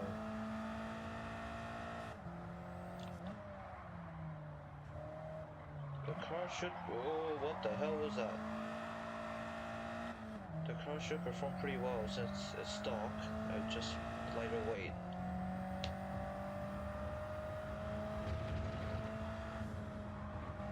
Easy.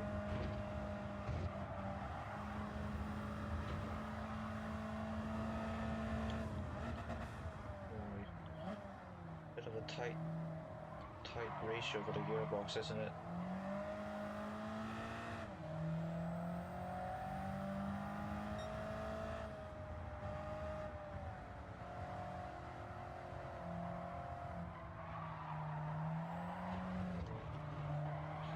It is a bit tail happy.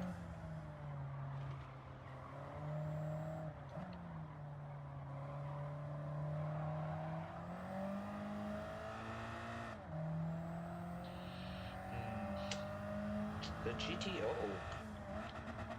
Oh, jeez, I need to stop doing that. I forgot to change the oil. Oh no. I forgot to change the oil on this thing.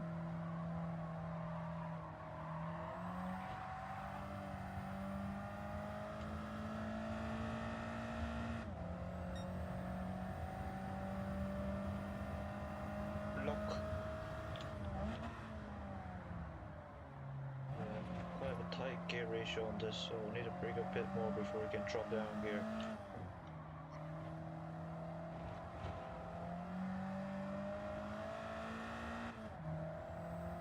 6 seconds. Oh, they're gone.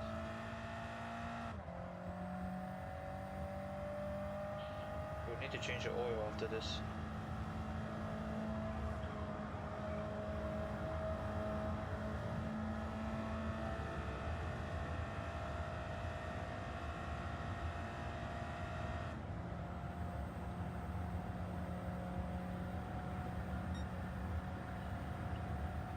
Come on.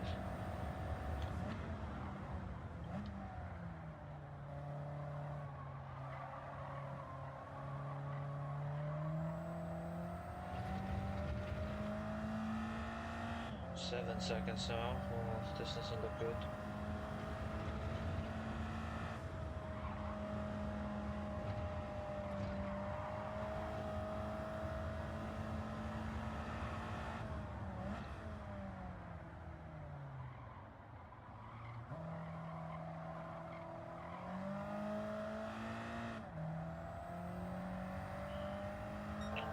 It's a matter of how much we can catch up during the sort of technical sections of the track. Oh, damn it, bumped the wall there.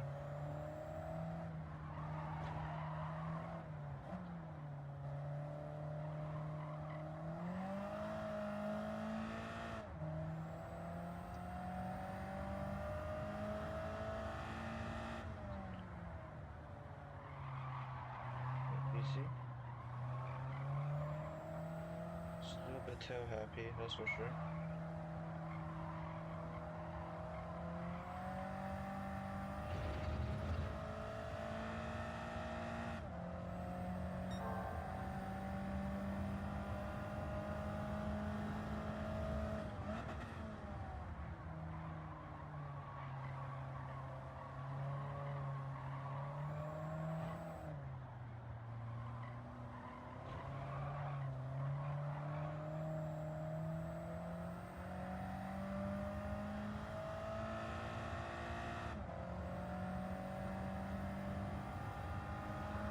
6 seconds within.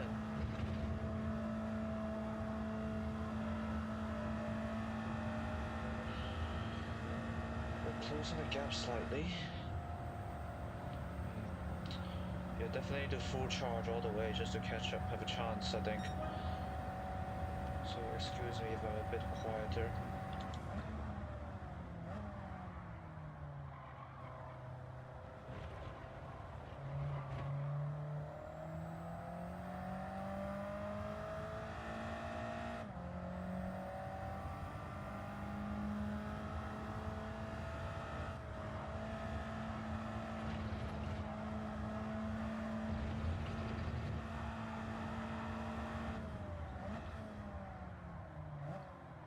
Oh, I thought it was like the Mitsubishi GTO, but no, it's a bloody Ferrari GTO. That's why I was like, what the hell? How is that thing so fast?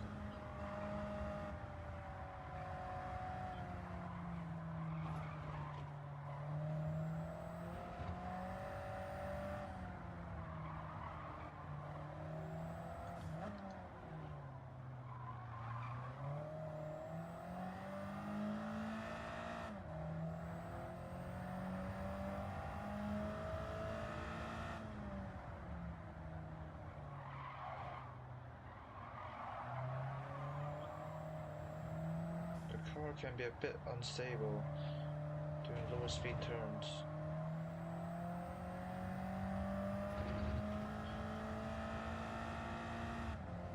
Oh, what the hell? That thing has to be engine swap, no way. Easy. And like I said, I will be doing an oil change after this to give us a little bit of extra power.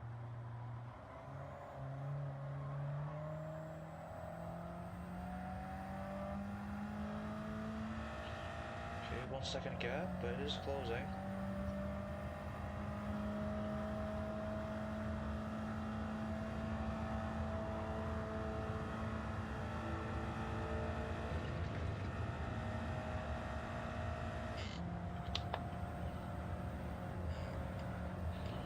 Closing in fast.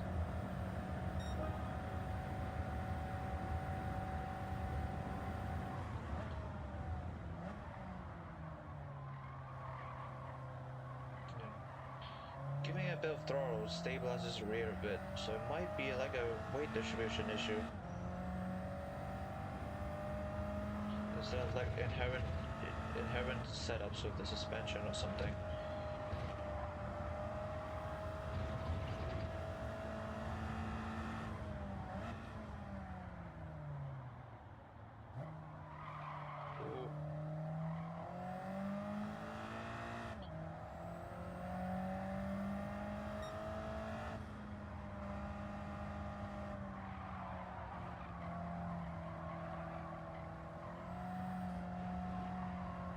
Wall.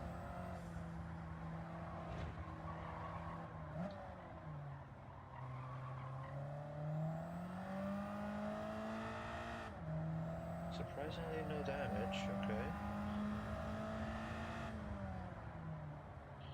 No need for a second. Just keep the car rolling.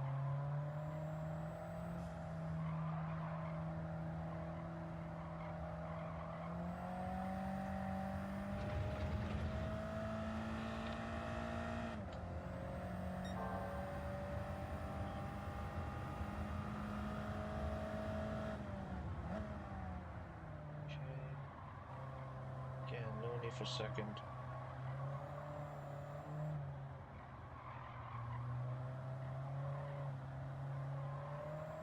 Power. Okay.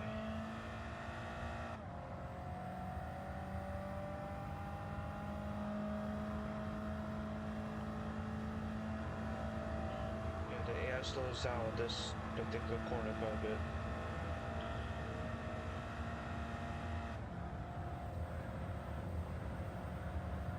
He's gaining though. Yeah, the start line is right there, right before the first turn.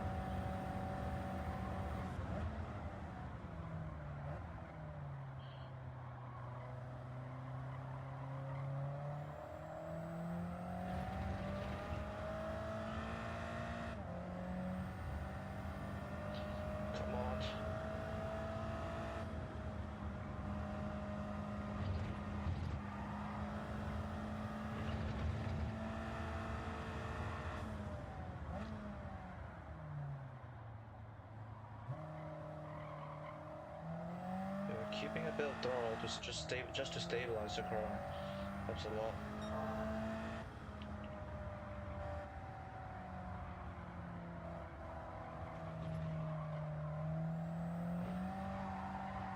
Oh, damn it.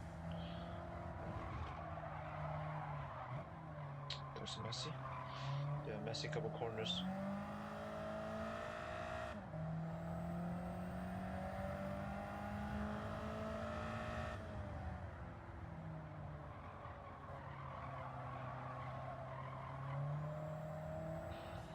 Patience, patience.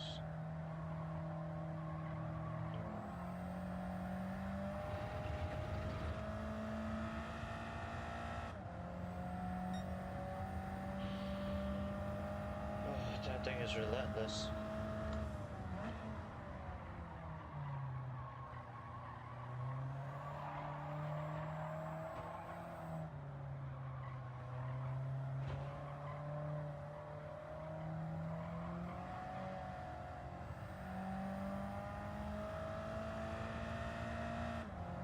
Ferrari, man. Okay, okay. Oof.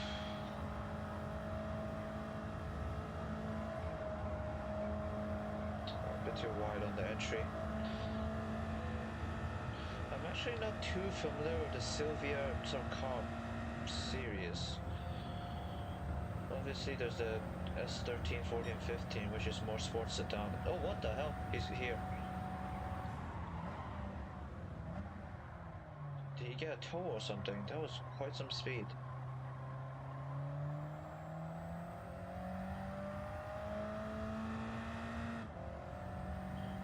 But yeah, obviously, there's the S13, 14, 15 series, which seems like pretty good sports sedans, but sport coupes, I should say. Actually, this is two-door. But yeah, I'm not too familiar with how it came about. Was it sort of heritage? So yeah, I might look it up in my spare time.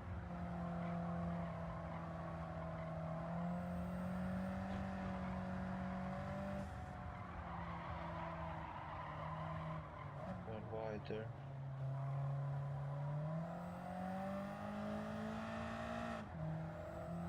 Come on, Sylvia, almost there.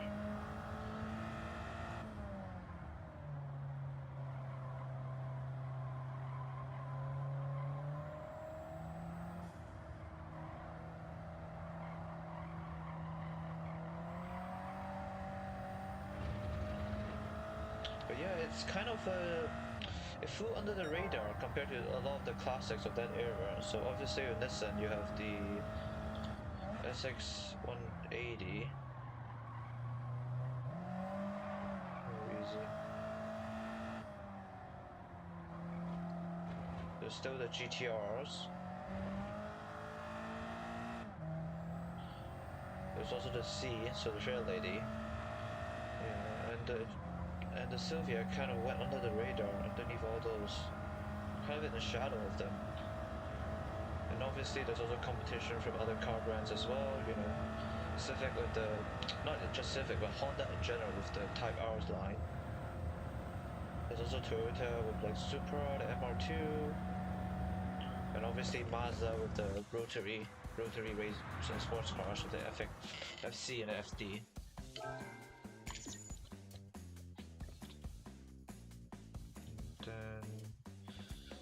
Okay, but yeah, in terms of this track, we're definitely putting it into the good AI section. Holy hell, that Ferrari came out of nowhere.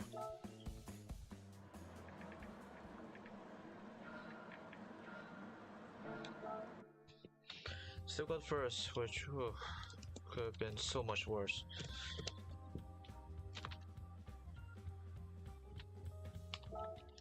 Anyway, next out, on to Fuji. I think Fuji can be considered like a good AI track as well. Quite a bit of high speed section for them to make use of their horsepower advantage. 5 laps, 12 cars, starting 6,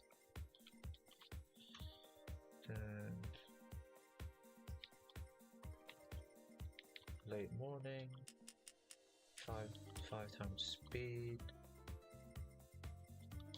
2 into 0.7. Okay, full course.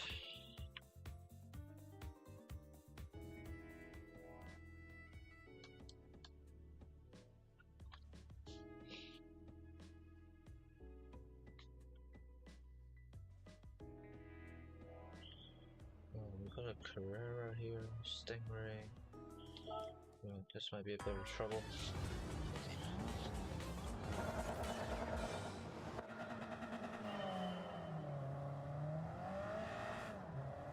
This is the Pantera there. Okay, everyone's coming through, Yes, they have better. They have more horsepowers and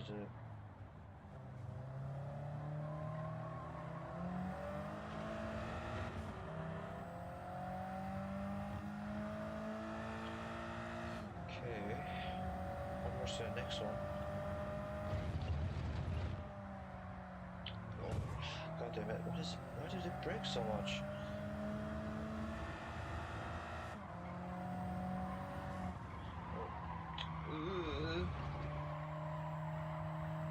Went a bit wide there.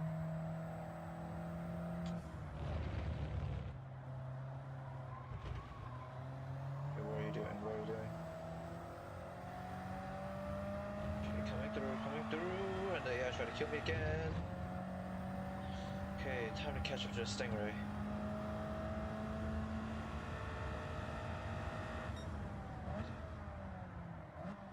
We do need second for this one. So, yeah, the rear though, a bit slippy.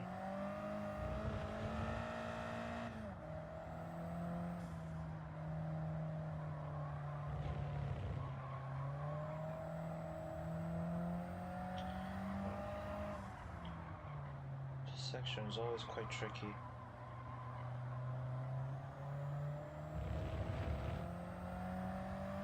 Especially in a car that with a bit of a slippery rear.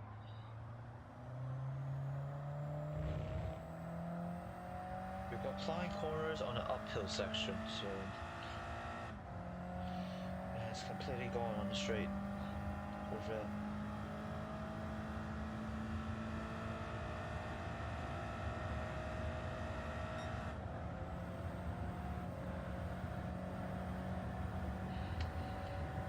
We lose maybe a second and a half. And we're braking at around 150-meter mark.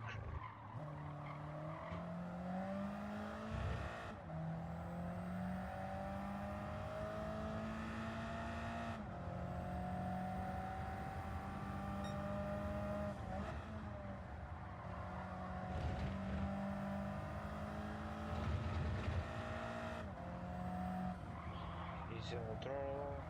Oh God, what is... Oh, Jesus, the Corvette.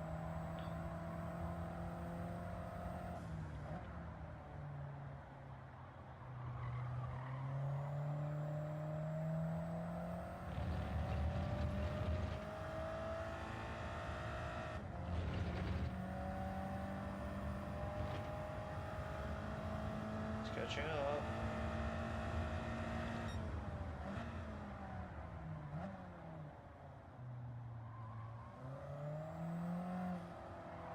Easy.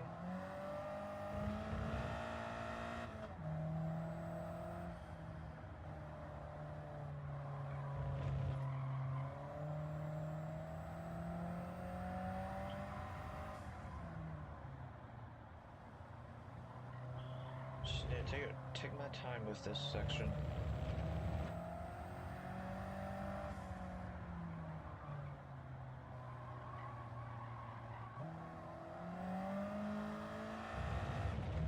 Okay, 1.1 second gap, but it's gonna close.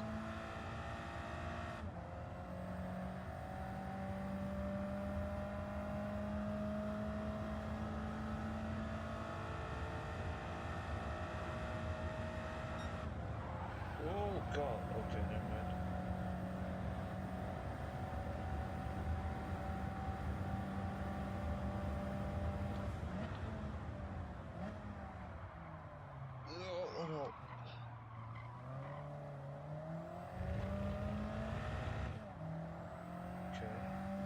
Civic's catching up though.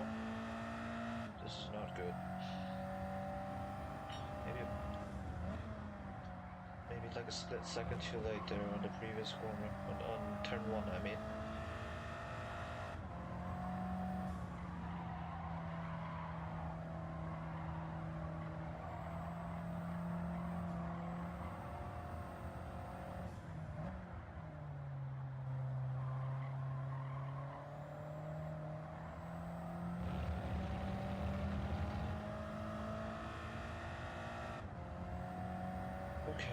Okay.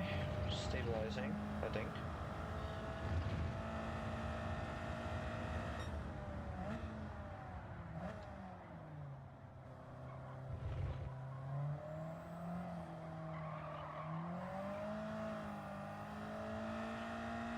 The Civic overtook the Corvette, but it's not going to be as fast on the straight as the Corvette.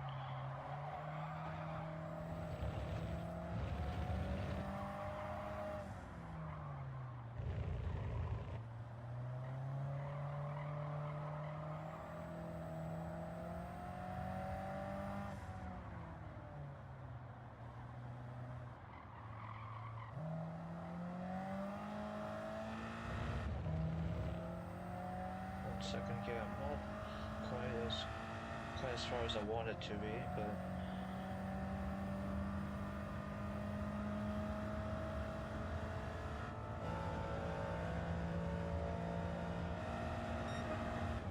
okay, so 1 second is enough. 2 more laps.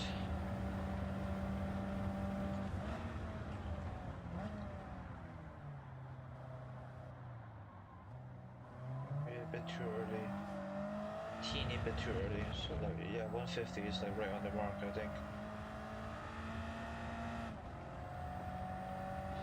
That's the racing car version of the Civic Type R.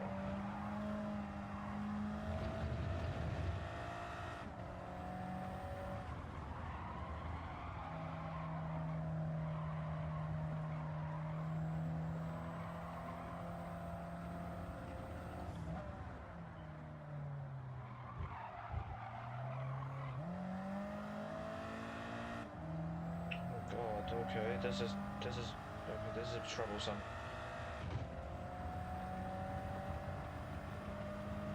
This is not good.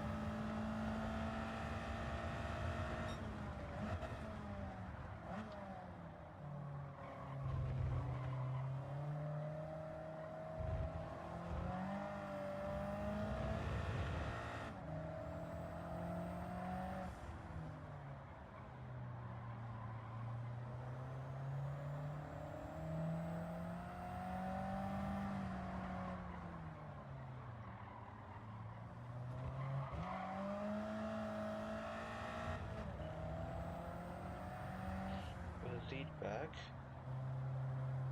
Can we hold it though? That is a question. No, it's gonna overtake me on the straight again.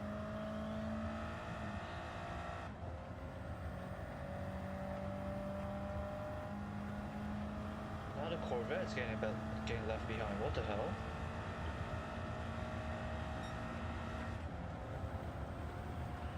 I'm just continuously blocking this guy.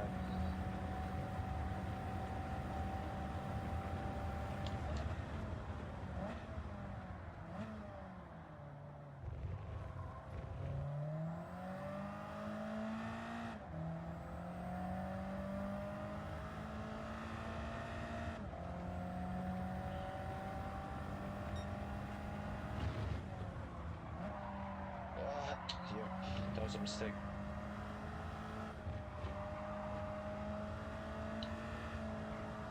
I think the 50-meter mark is for like GT3 cars, and obviously anything above that as well, but yeah, for these street cars, definitely not 50 meters. Oh, fuck. Yeah, I think this corner's that specific corner, I'm braking way too early, which is why the AI is catching me quite so rapidly. It is a sharp corner, but it's pretty wide as well, so there's no reason to brake that early.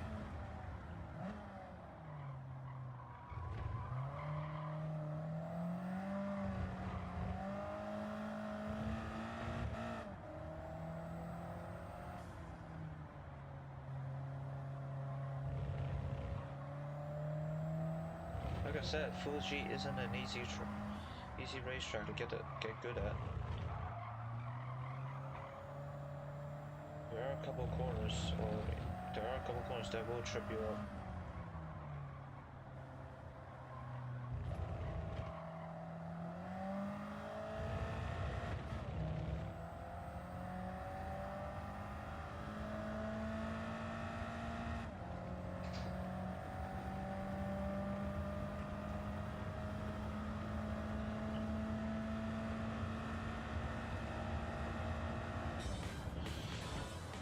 That was close. That was very close. First, and we're using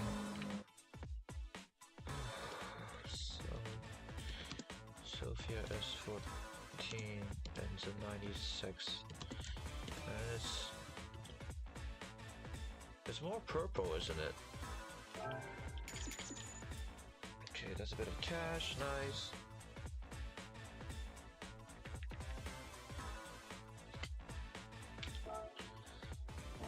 Alright, I need to change the oil as well. Okay, let's do this right now. So next one is back to Sardegna. It's layout A.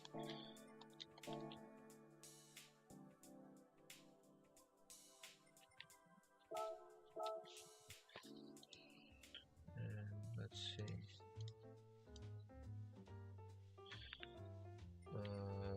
Oil change. Okay.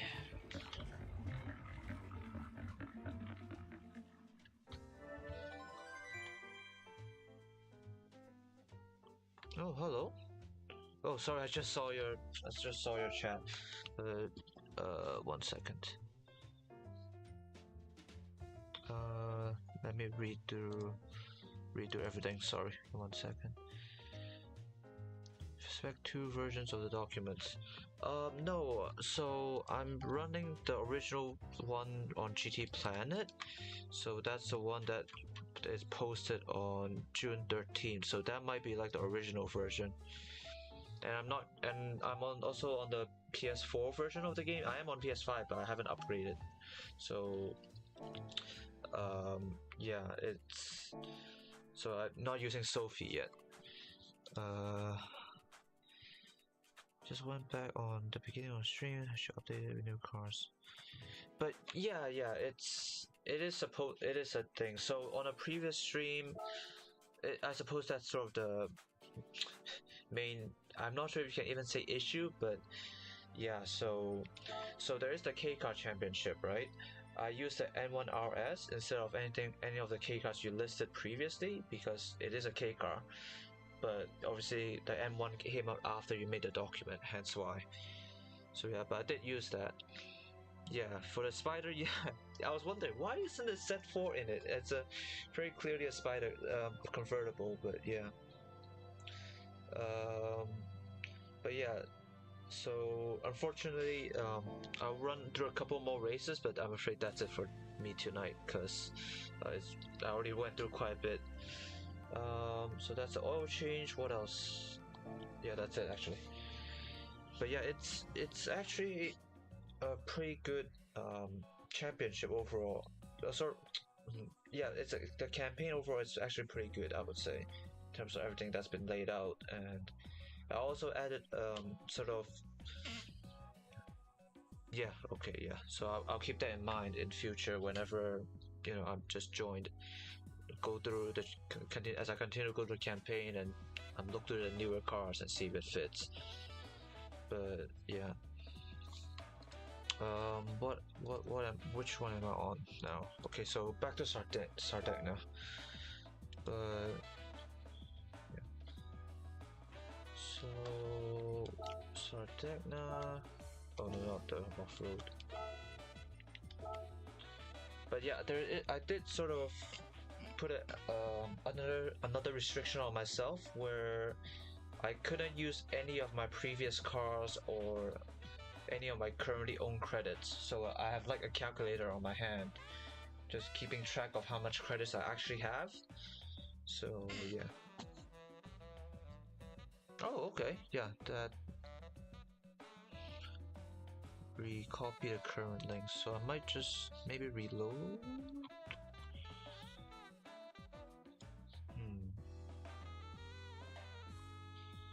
So yeah.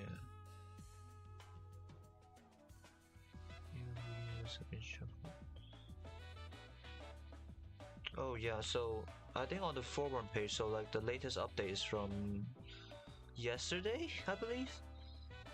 So is that the one you're referring to?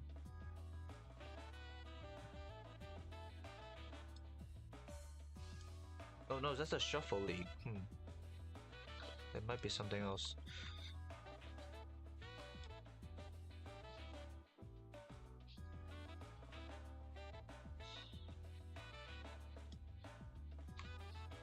Ooh, 1 second.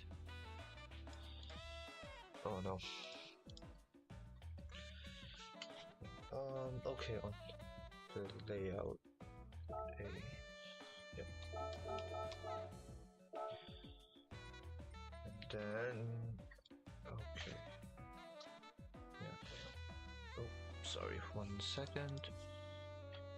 6 laps. Okay, 6 laps, 12 cars. And then I'll start in the middle. Yeah. So yeah, again, I know you sort of mentioned in your document that your starting location is based on the previous race result, but with the way, at least the way I do it, where I don't sort of individually give cars to all the AI, where I just sort of select random cars. Usually, there's only like 1 or 2 cars that will actually catch up to you, and the rest just kind of get left behind. So if you're doing like individual, so like you all using custom cars, I think the way you do it, you mentioned in your document, will be okay. But if you're using random cars for the AI, usually I just start in the middle, just so it's not just a blowout from the start. So for Sardegna, it's afternoon, 5 times, and cloudy day.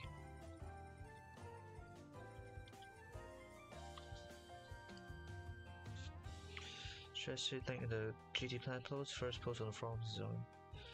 Oh, okay. Okay, let me give it a go then.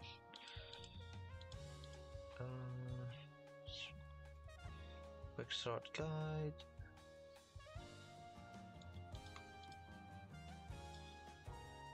Okay, let's see.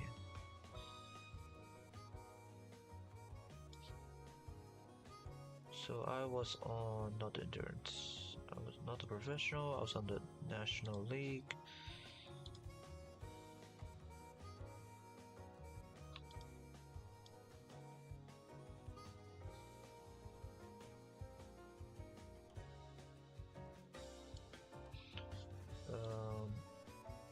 Yeah, okay, yeah, I can see that. Yeah, it's the latest requirements.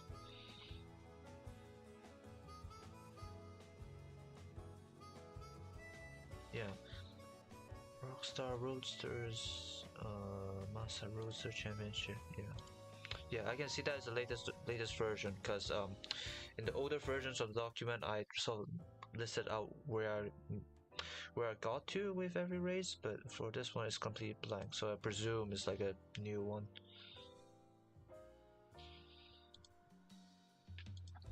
Okay, is there like a way to tell it's a new one?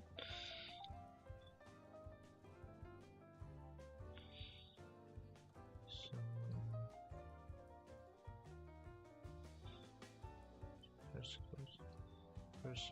first post on forum. So June 13th post is updated. Oh, okay. Yeah, that's okay. Yeah. I'll keep that in mind. So whenever maybe a new update comes out, I'll reload the spreadsheet page and get the latest version of it. Yeah. Okay. Yeah, so I got first there as well. No, not yet. So Sardegna layout A. Yeah, okay. So So usually I stick with intermediate in terms of race level, because usually just those one or two cars will give you a pretty good race. But there are a couple tracks where the AI just is really bad for some reason. So for those races, I keep a list of it, and for those specific races, specific racetracks, sorry, I tune up the difficulty quite a bit.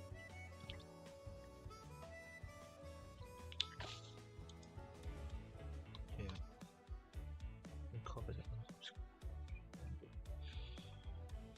Okay, yeah.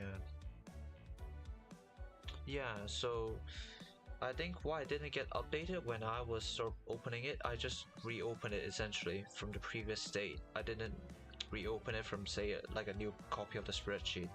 So maybe that's why it's not the most updated version.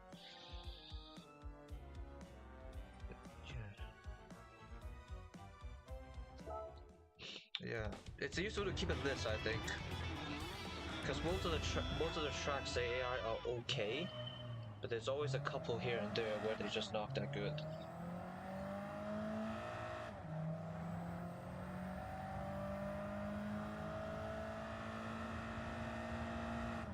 Oh god, here they all come. Here they all come. I think there is actually one championship that I'm can't quite able to do, and that is in the beginner league, where I believe it's called Of Mud and Dirt, where it requires you to either use the 22B or the Evo 6. And because both of those cars are in the used car dealership, you kind of just have to wait and hope that they show up, which isn't a great, I suppose. If it's in, oh.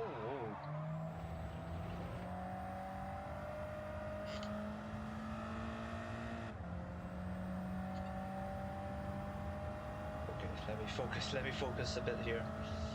This AI is a lot faster, obviously.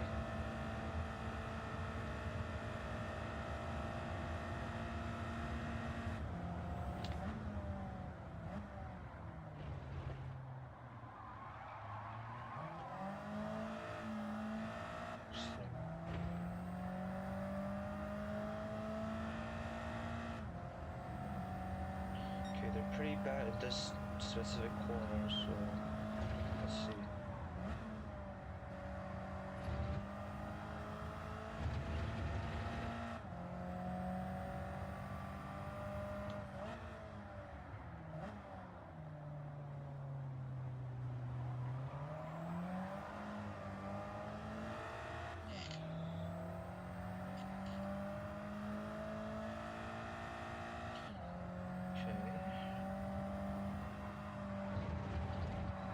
Ooh, that was close. Okay.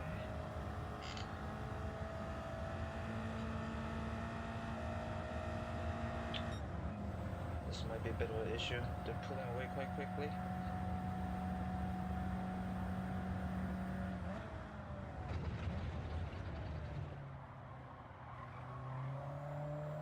Third gear is fine, third gear is fine.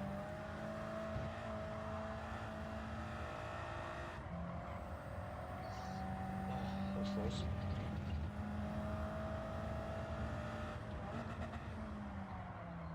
Damn it.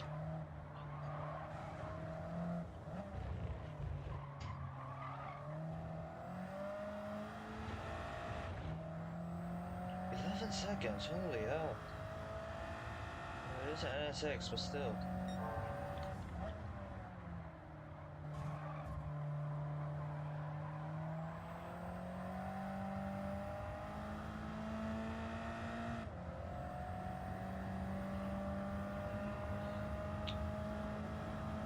Okay, the AI does.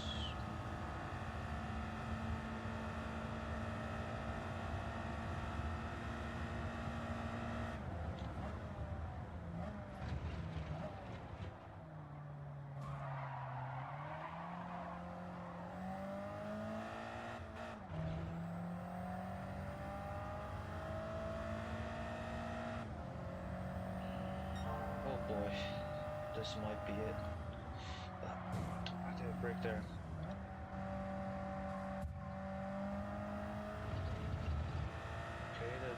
got sent to the shadow realm, but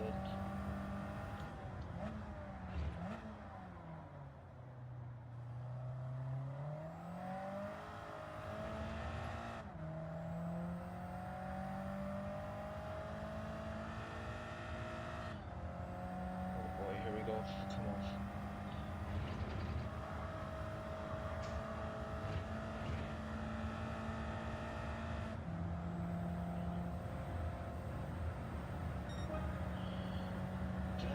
Damn. 201 at a 911. Oh my god. Too early on the brakes.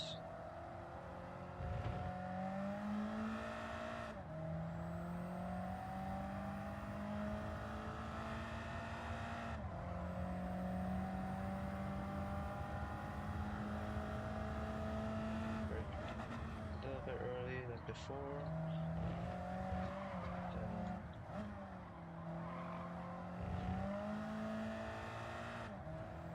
Come on.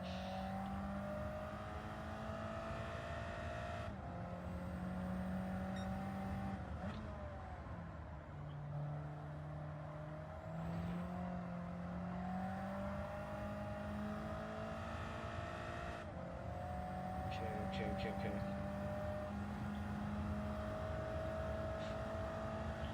Even the one in front is just pulling away. Damn.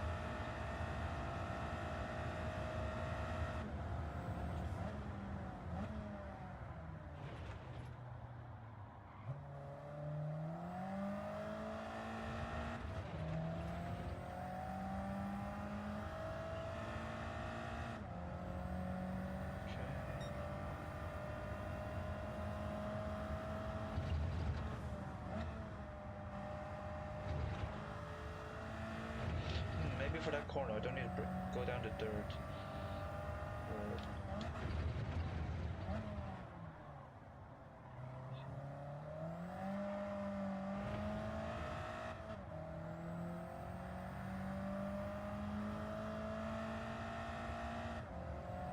Okay.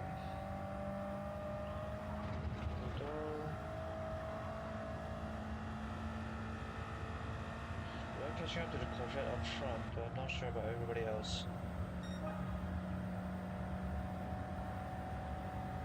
Oh god, 2 minutes flat. Yeah, again, a little bit too early.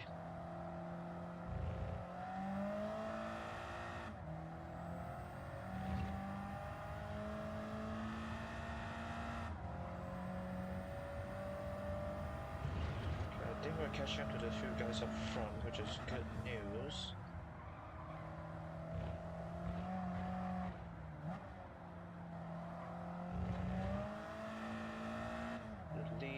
Lead couple cars are still pulling away, essentially top three.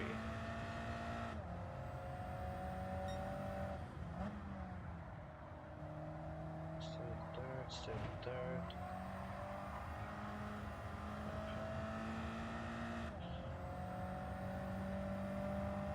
Okay, come on.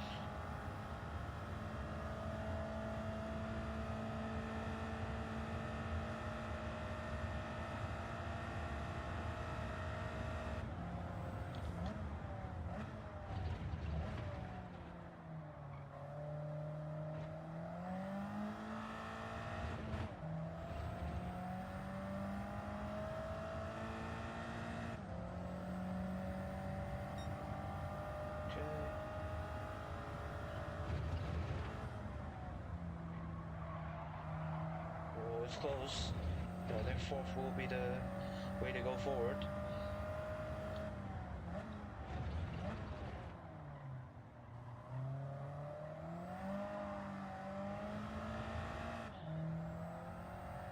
Yeah, I don't think we're catching first. That 911. It's a 911 GT3 as well. What the hell? Not just a standard 911, it's a GT3. Okay, let's see if we can get fourth then.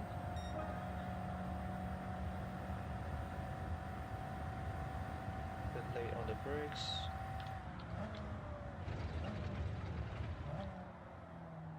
Much better.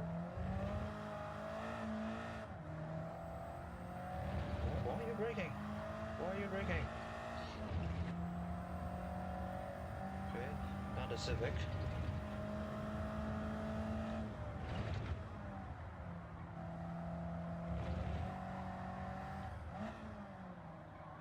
Oh, there was a... Okay, I'm not sure how far the Mustang is, but...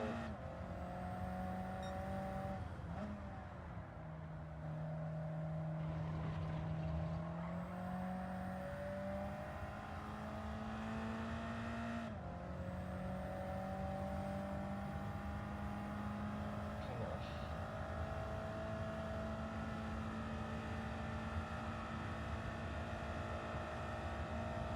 Oh, here comes the Corvette.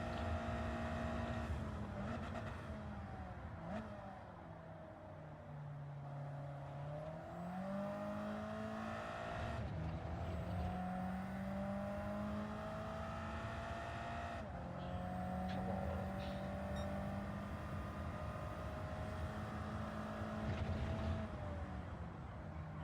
Oh. Yep. Damn. Okay. Bit of sharp braking.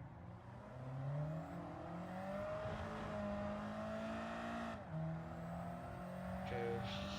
Last lap. We're down with this lap to overtake the Civic.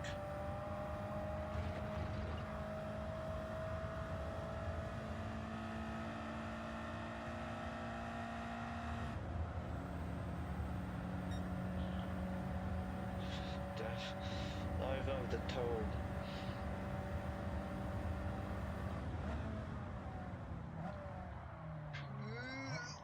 Oh, made it somehow. Got overtaken though. Why are you braking?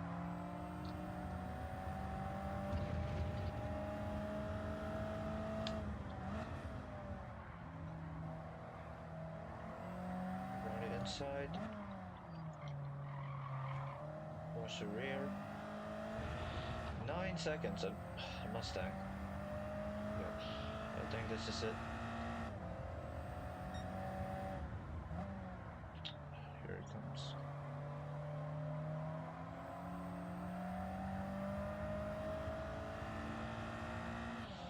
Let's see if we can get a tow here.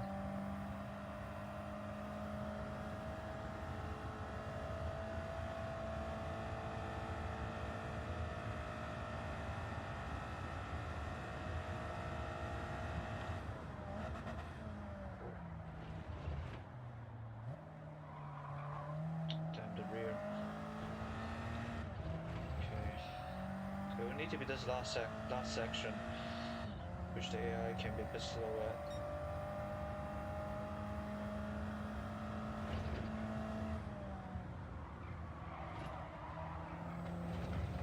Okay. Through the glass.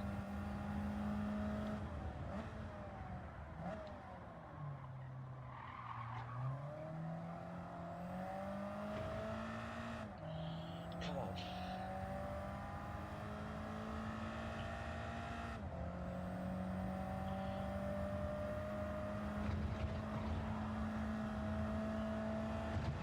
Okay, fourth. Oh yeah. Oh, the cross they throw when you put on the professional difficulty. So yeah.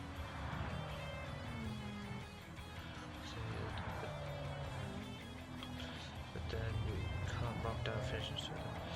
Oh, okay. 25. 1 second. Let me lock down everything. Okay, yeah, get your mixed biofuel version with no problem. Yeah, so the thing with like including say cars from the used car dealership or the Legends car dealership is that compared to older GT games, those dealership in GT7 update in real time instead of say based on how often you play the game. So like in older GT games, I've been something like GT4, GT5.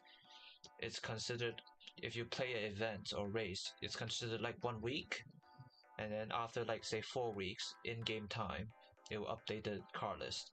So after like a couple races, you can always go back and check and see if there's a car you want. But you know, with GT7, the used car dealership and the Legends car dealership are based on real time, so IRL time. So you essentially just have to wait for the next day or even next week to check if there's a car you want. So yeah. One way to confirm is that there's a sheet inside called Critical Stints Leaderboard. There's a new game mode added in Spectre Integrale update. Yeah. Okay, I'll take a look real quick. There's the Shuffle League mission, Sector Survival, Slip Race, Arcades, and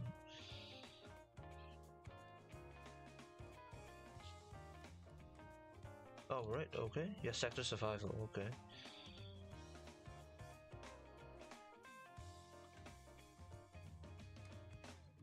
So what would it say?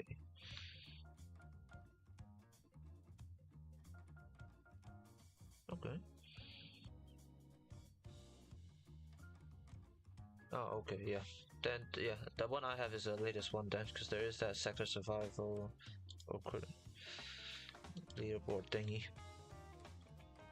Critical Stint, oh, never mind. Critical Stint, yep, there it is there. Okay, that's good. Good.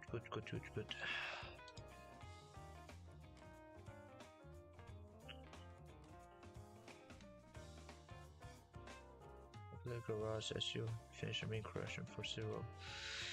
Well, that from 0 is actually what I did. So like, I actually did try if I can actually do it from like a brand new account for GT7. So, but as it turns out, when you open a brand new account in GT7, you have very limited access to the whole game. So like, you don't have all the tracks. You can only buy the cars they tell you to buy at the start anyway. So yeah, that's why when I first tried I was like, oh no, you can't work with this. So I had to use my main account. But obviously I added some restrictions like, okay, I can't use the cars I already own. I can't use the cash I already own. I have to buy. So yeah, I did reference like the starter cash when you open a brand new game, which I believe is 3000. Yeah, 3000, but or even less. It might be $2,000. And that's the sort of starting cash I gave myself to start your family campaign with. But yeah, it still works like yeah. So yeah, I guess it's down to sort of the player itself making these restrictions to keep it interesting. So yeah, unfortunately, oh, red brewing, is that? Yeah, it's not in there, but But yeah, maybe instead of like for tracks the AI is bad, and instead of higher difficulties, I could start from the back instead. Because yeah, so there was this race at Monza previously where the lead car is an M2 competition, which I believe is like 550 pp. Even stock M2 competition is like 550 pp. But the championship pp limit that you gave, it's 510 or something like that. So yeah, the game in terms of giving you opponents can be a bit weird in terms of pp allocation. Okay, on to the last one for the day. Red Bull Ring.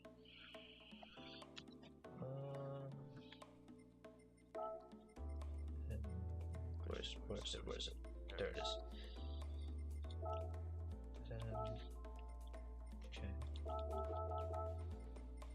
Then 5 laps. Oh no, that's the number of cars. 5 laps. I'll start in the middle. Then custom weather.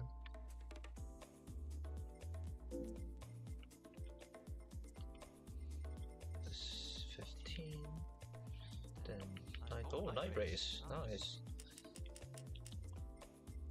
Okay, intermediate. Okay, let's do this.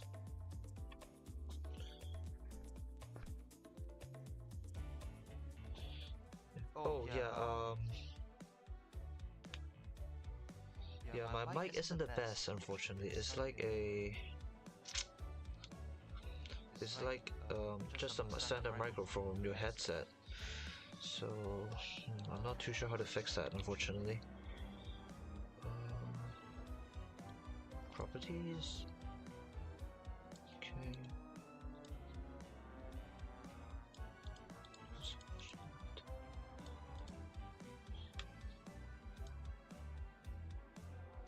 Or it could be.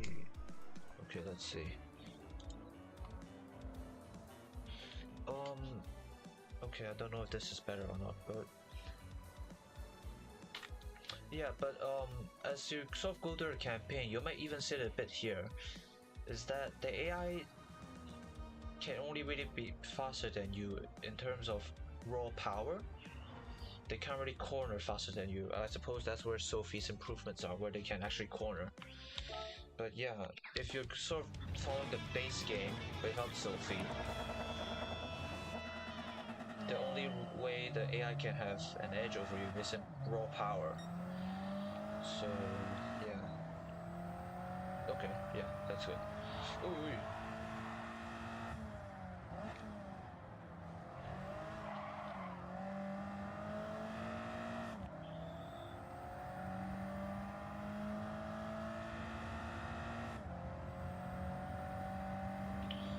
So it can be a bit frustrating since doing it this way instead of say giving every AI a very specific car. Because there's really nothing you can do to sort of bridge that horsepower gap other than try your best in the corners, but usually it's just one or two cars that have that issue.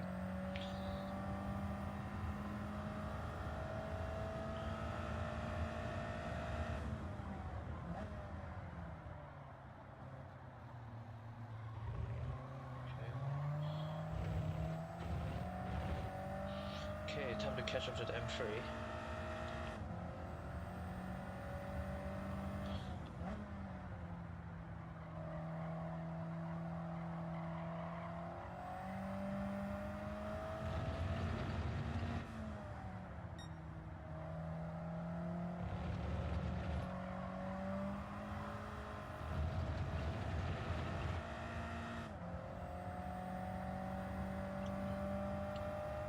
So I think the easiest way to tell is sort of the time split on the top left. So you can sort of tell like as soon as there's a corner come out, I close the gap. But any sort of straight, it just pulls away. And that's usually because the AI has just such a big horsepower advantage over you.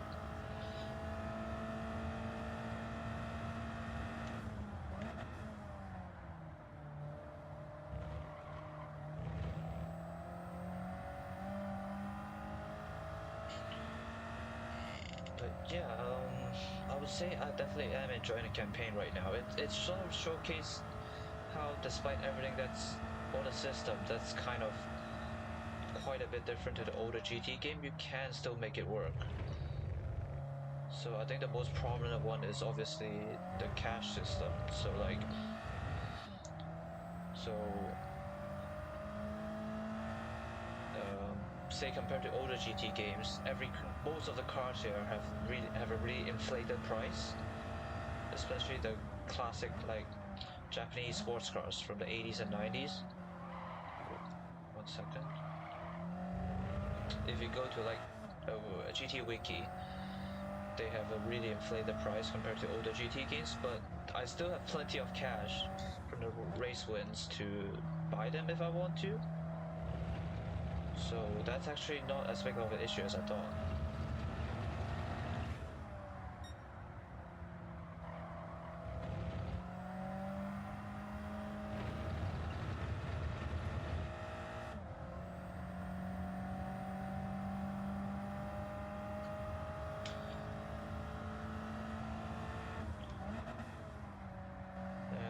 thing is sort of maybe racetrack variety. There's actually good variety in the racetracks in the campaign.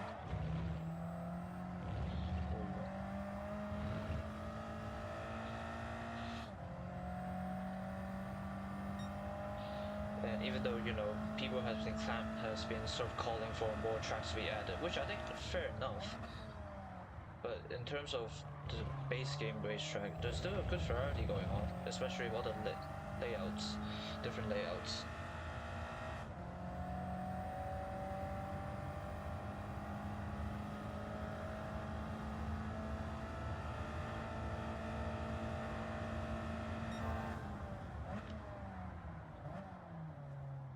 Maybe I don't need to break that early.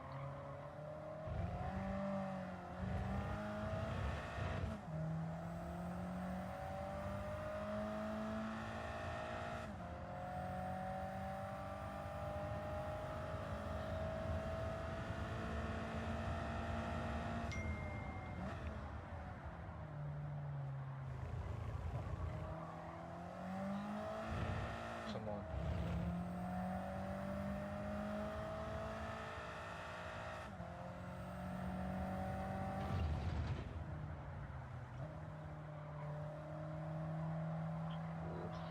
Wide there, I think. Thanks.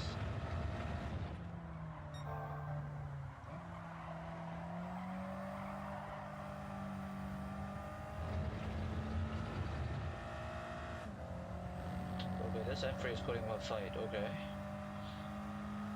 Let's see if we can get a late break on it.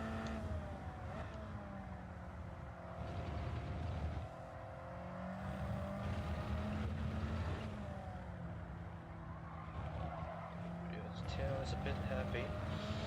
It's a bit tail happy, Sylvia. Okay, come on. Last two more laps.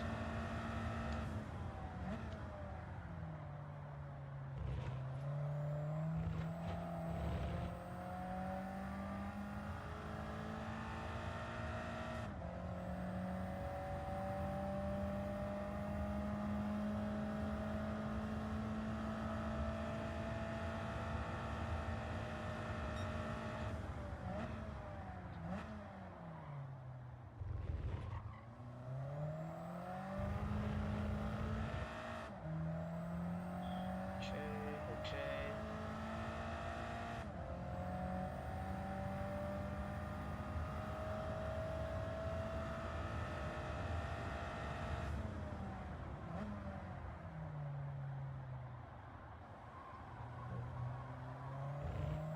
Now power. The Ripple Ring has a couple corners that can trip you up, but it's overall a relatively simple track.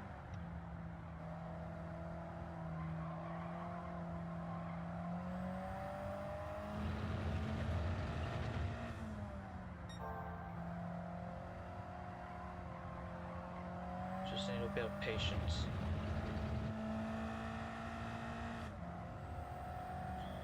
Okay, the Mustang, sorry, not the Mustang, the M3 is still right behind us.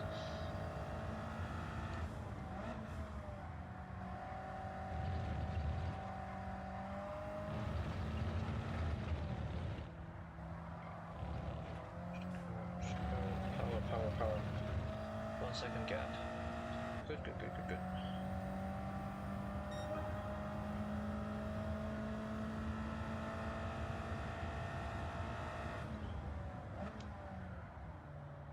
Last lap.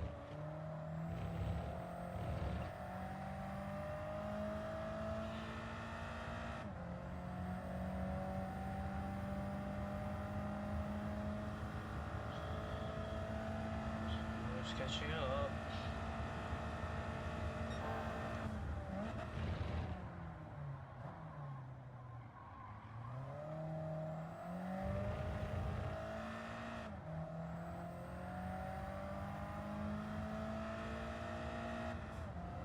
No, it's okay, yeah.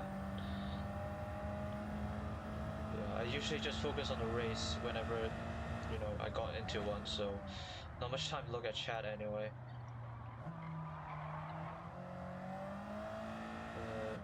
Okay, that's the last lap. he's still close right behind.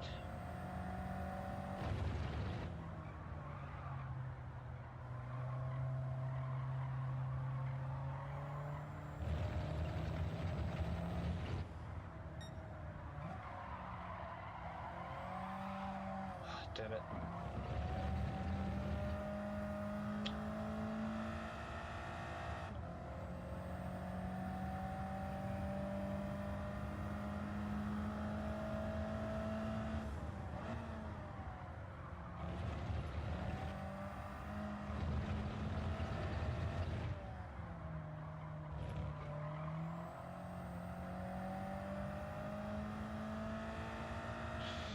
Oh, okay.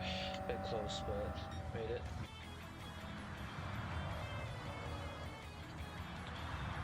Yeah, hey, thank you. Yeah, it's a bit of a shame. I don't know why, but a lot of games you can get a free upgrade, but GT7 you need to pay like maybe $10 or something to get the upgraded version on PS4. Because originally I have the game in PS4, and now that I got PS5, I do want to upgrade it, but that hey, yeah, I'm not sure I want to pay that, even though it's a relatively small amount. But yeah, I'm afraid that's it for tonight. I've been playing for quite a while now. But at least that's this championship. So that's a FR challenge, which so for next one, oh, it's a four-wheel drive versus FR. Okay, interesting. With a slightly higher PP limit, so we can undo, so we can add a bit more upgrades.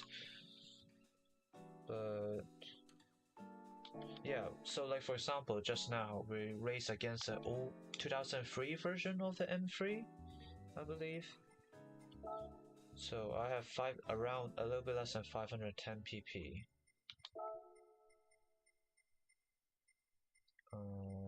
Where's BMW? 2000. Yeah, so this one. Yeah, it's a little bit higher. Obviously, it's not as egregious as the M2 competition example, but yeah. But then again, that's kind of the only way the AI can really catch up. Yeah. Yeah, exactly. So as as soon as you saw switch off the running start to back to a grid start, it's a lot better, I think, because the car is just a lot more tightly packed. Yeah. Well, you can sort of see it in the sort of the one where I turned up the difficulty to professional as well. We have like the 996 version of the Porsche 911 GT3. It's the same car as I have, so uh yeah, like 550 again. Quite a bit higher than what I have. There's also the NSX Type R from Honda.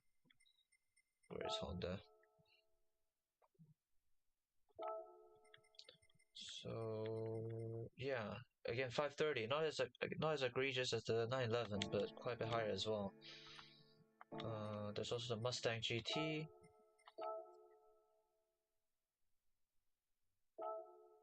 And yeah, so again approaching 550, but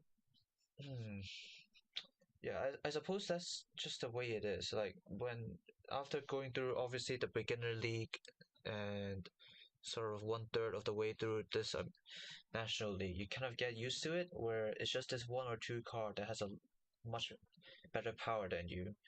So you just kind of have to push it, like give it all your all during the corners and hope that the track isn't too favorable for them. But yeah, um, let's see. Oh yeah, thankfully, but there is a couple good things with there's another good thing I want to mention with GT7 as well. It's um, they have a broadcast mode which turn off all the copyrighted music, so that's nice. But yeah, since you're here, I do want to say like thank you for making the campaign. it's sort of making the best. Yeah. Oh, that's nice. Yeah, but yeah, thank you for making a campaign, sort of making the best out of sort of. Oh, oh no, what the hell is going on?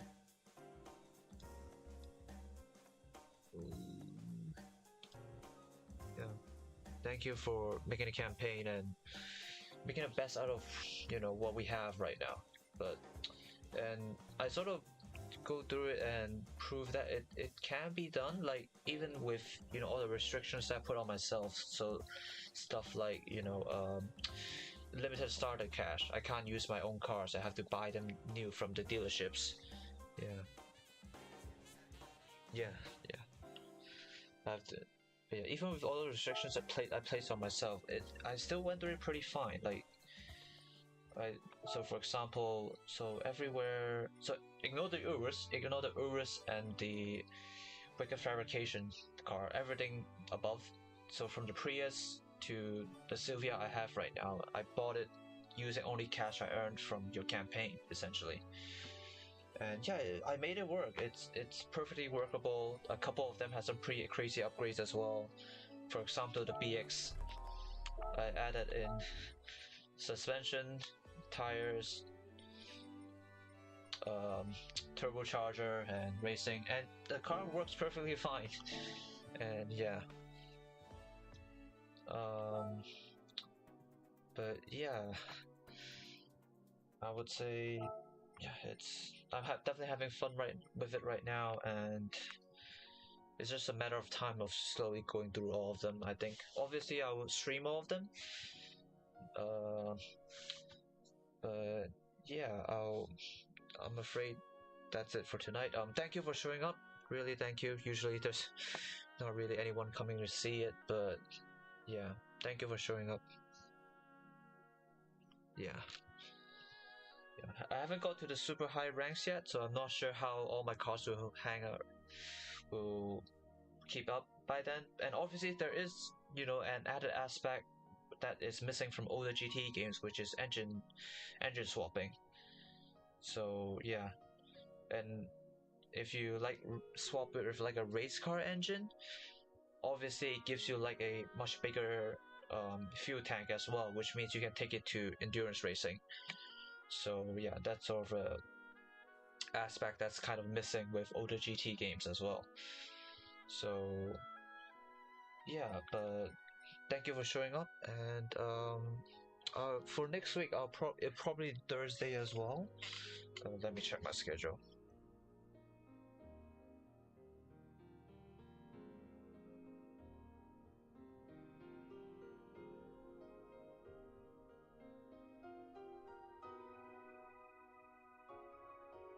Oh no. Yeah, thank you. Yeah, I did have fun. Yeah. Um, for me, it's sort of just a relaxing thing for streaming this game because it's yeah, it's definitely not as stressful as playing something else like maybe Call of Duty or Marvel Rivals. But for next week, it'll probably be Thursday again. So next week is October. Yeah, it'll probably Thursday again, sometime something like this. So yeah. Again, thank you for showing up. So yeah.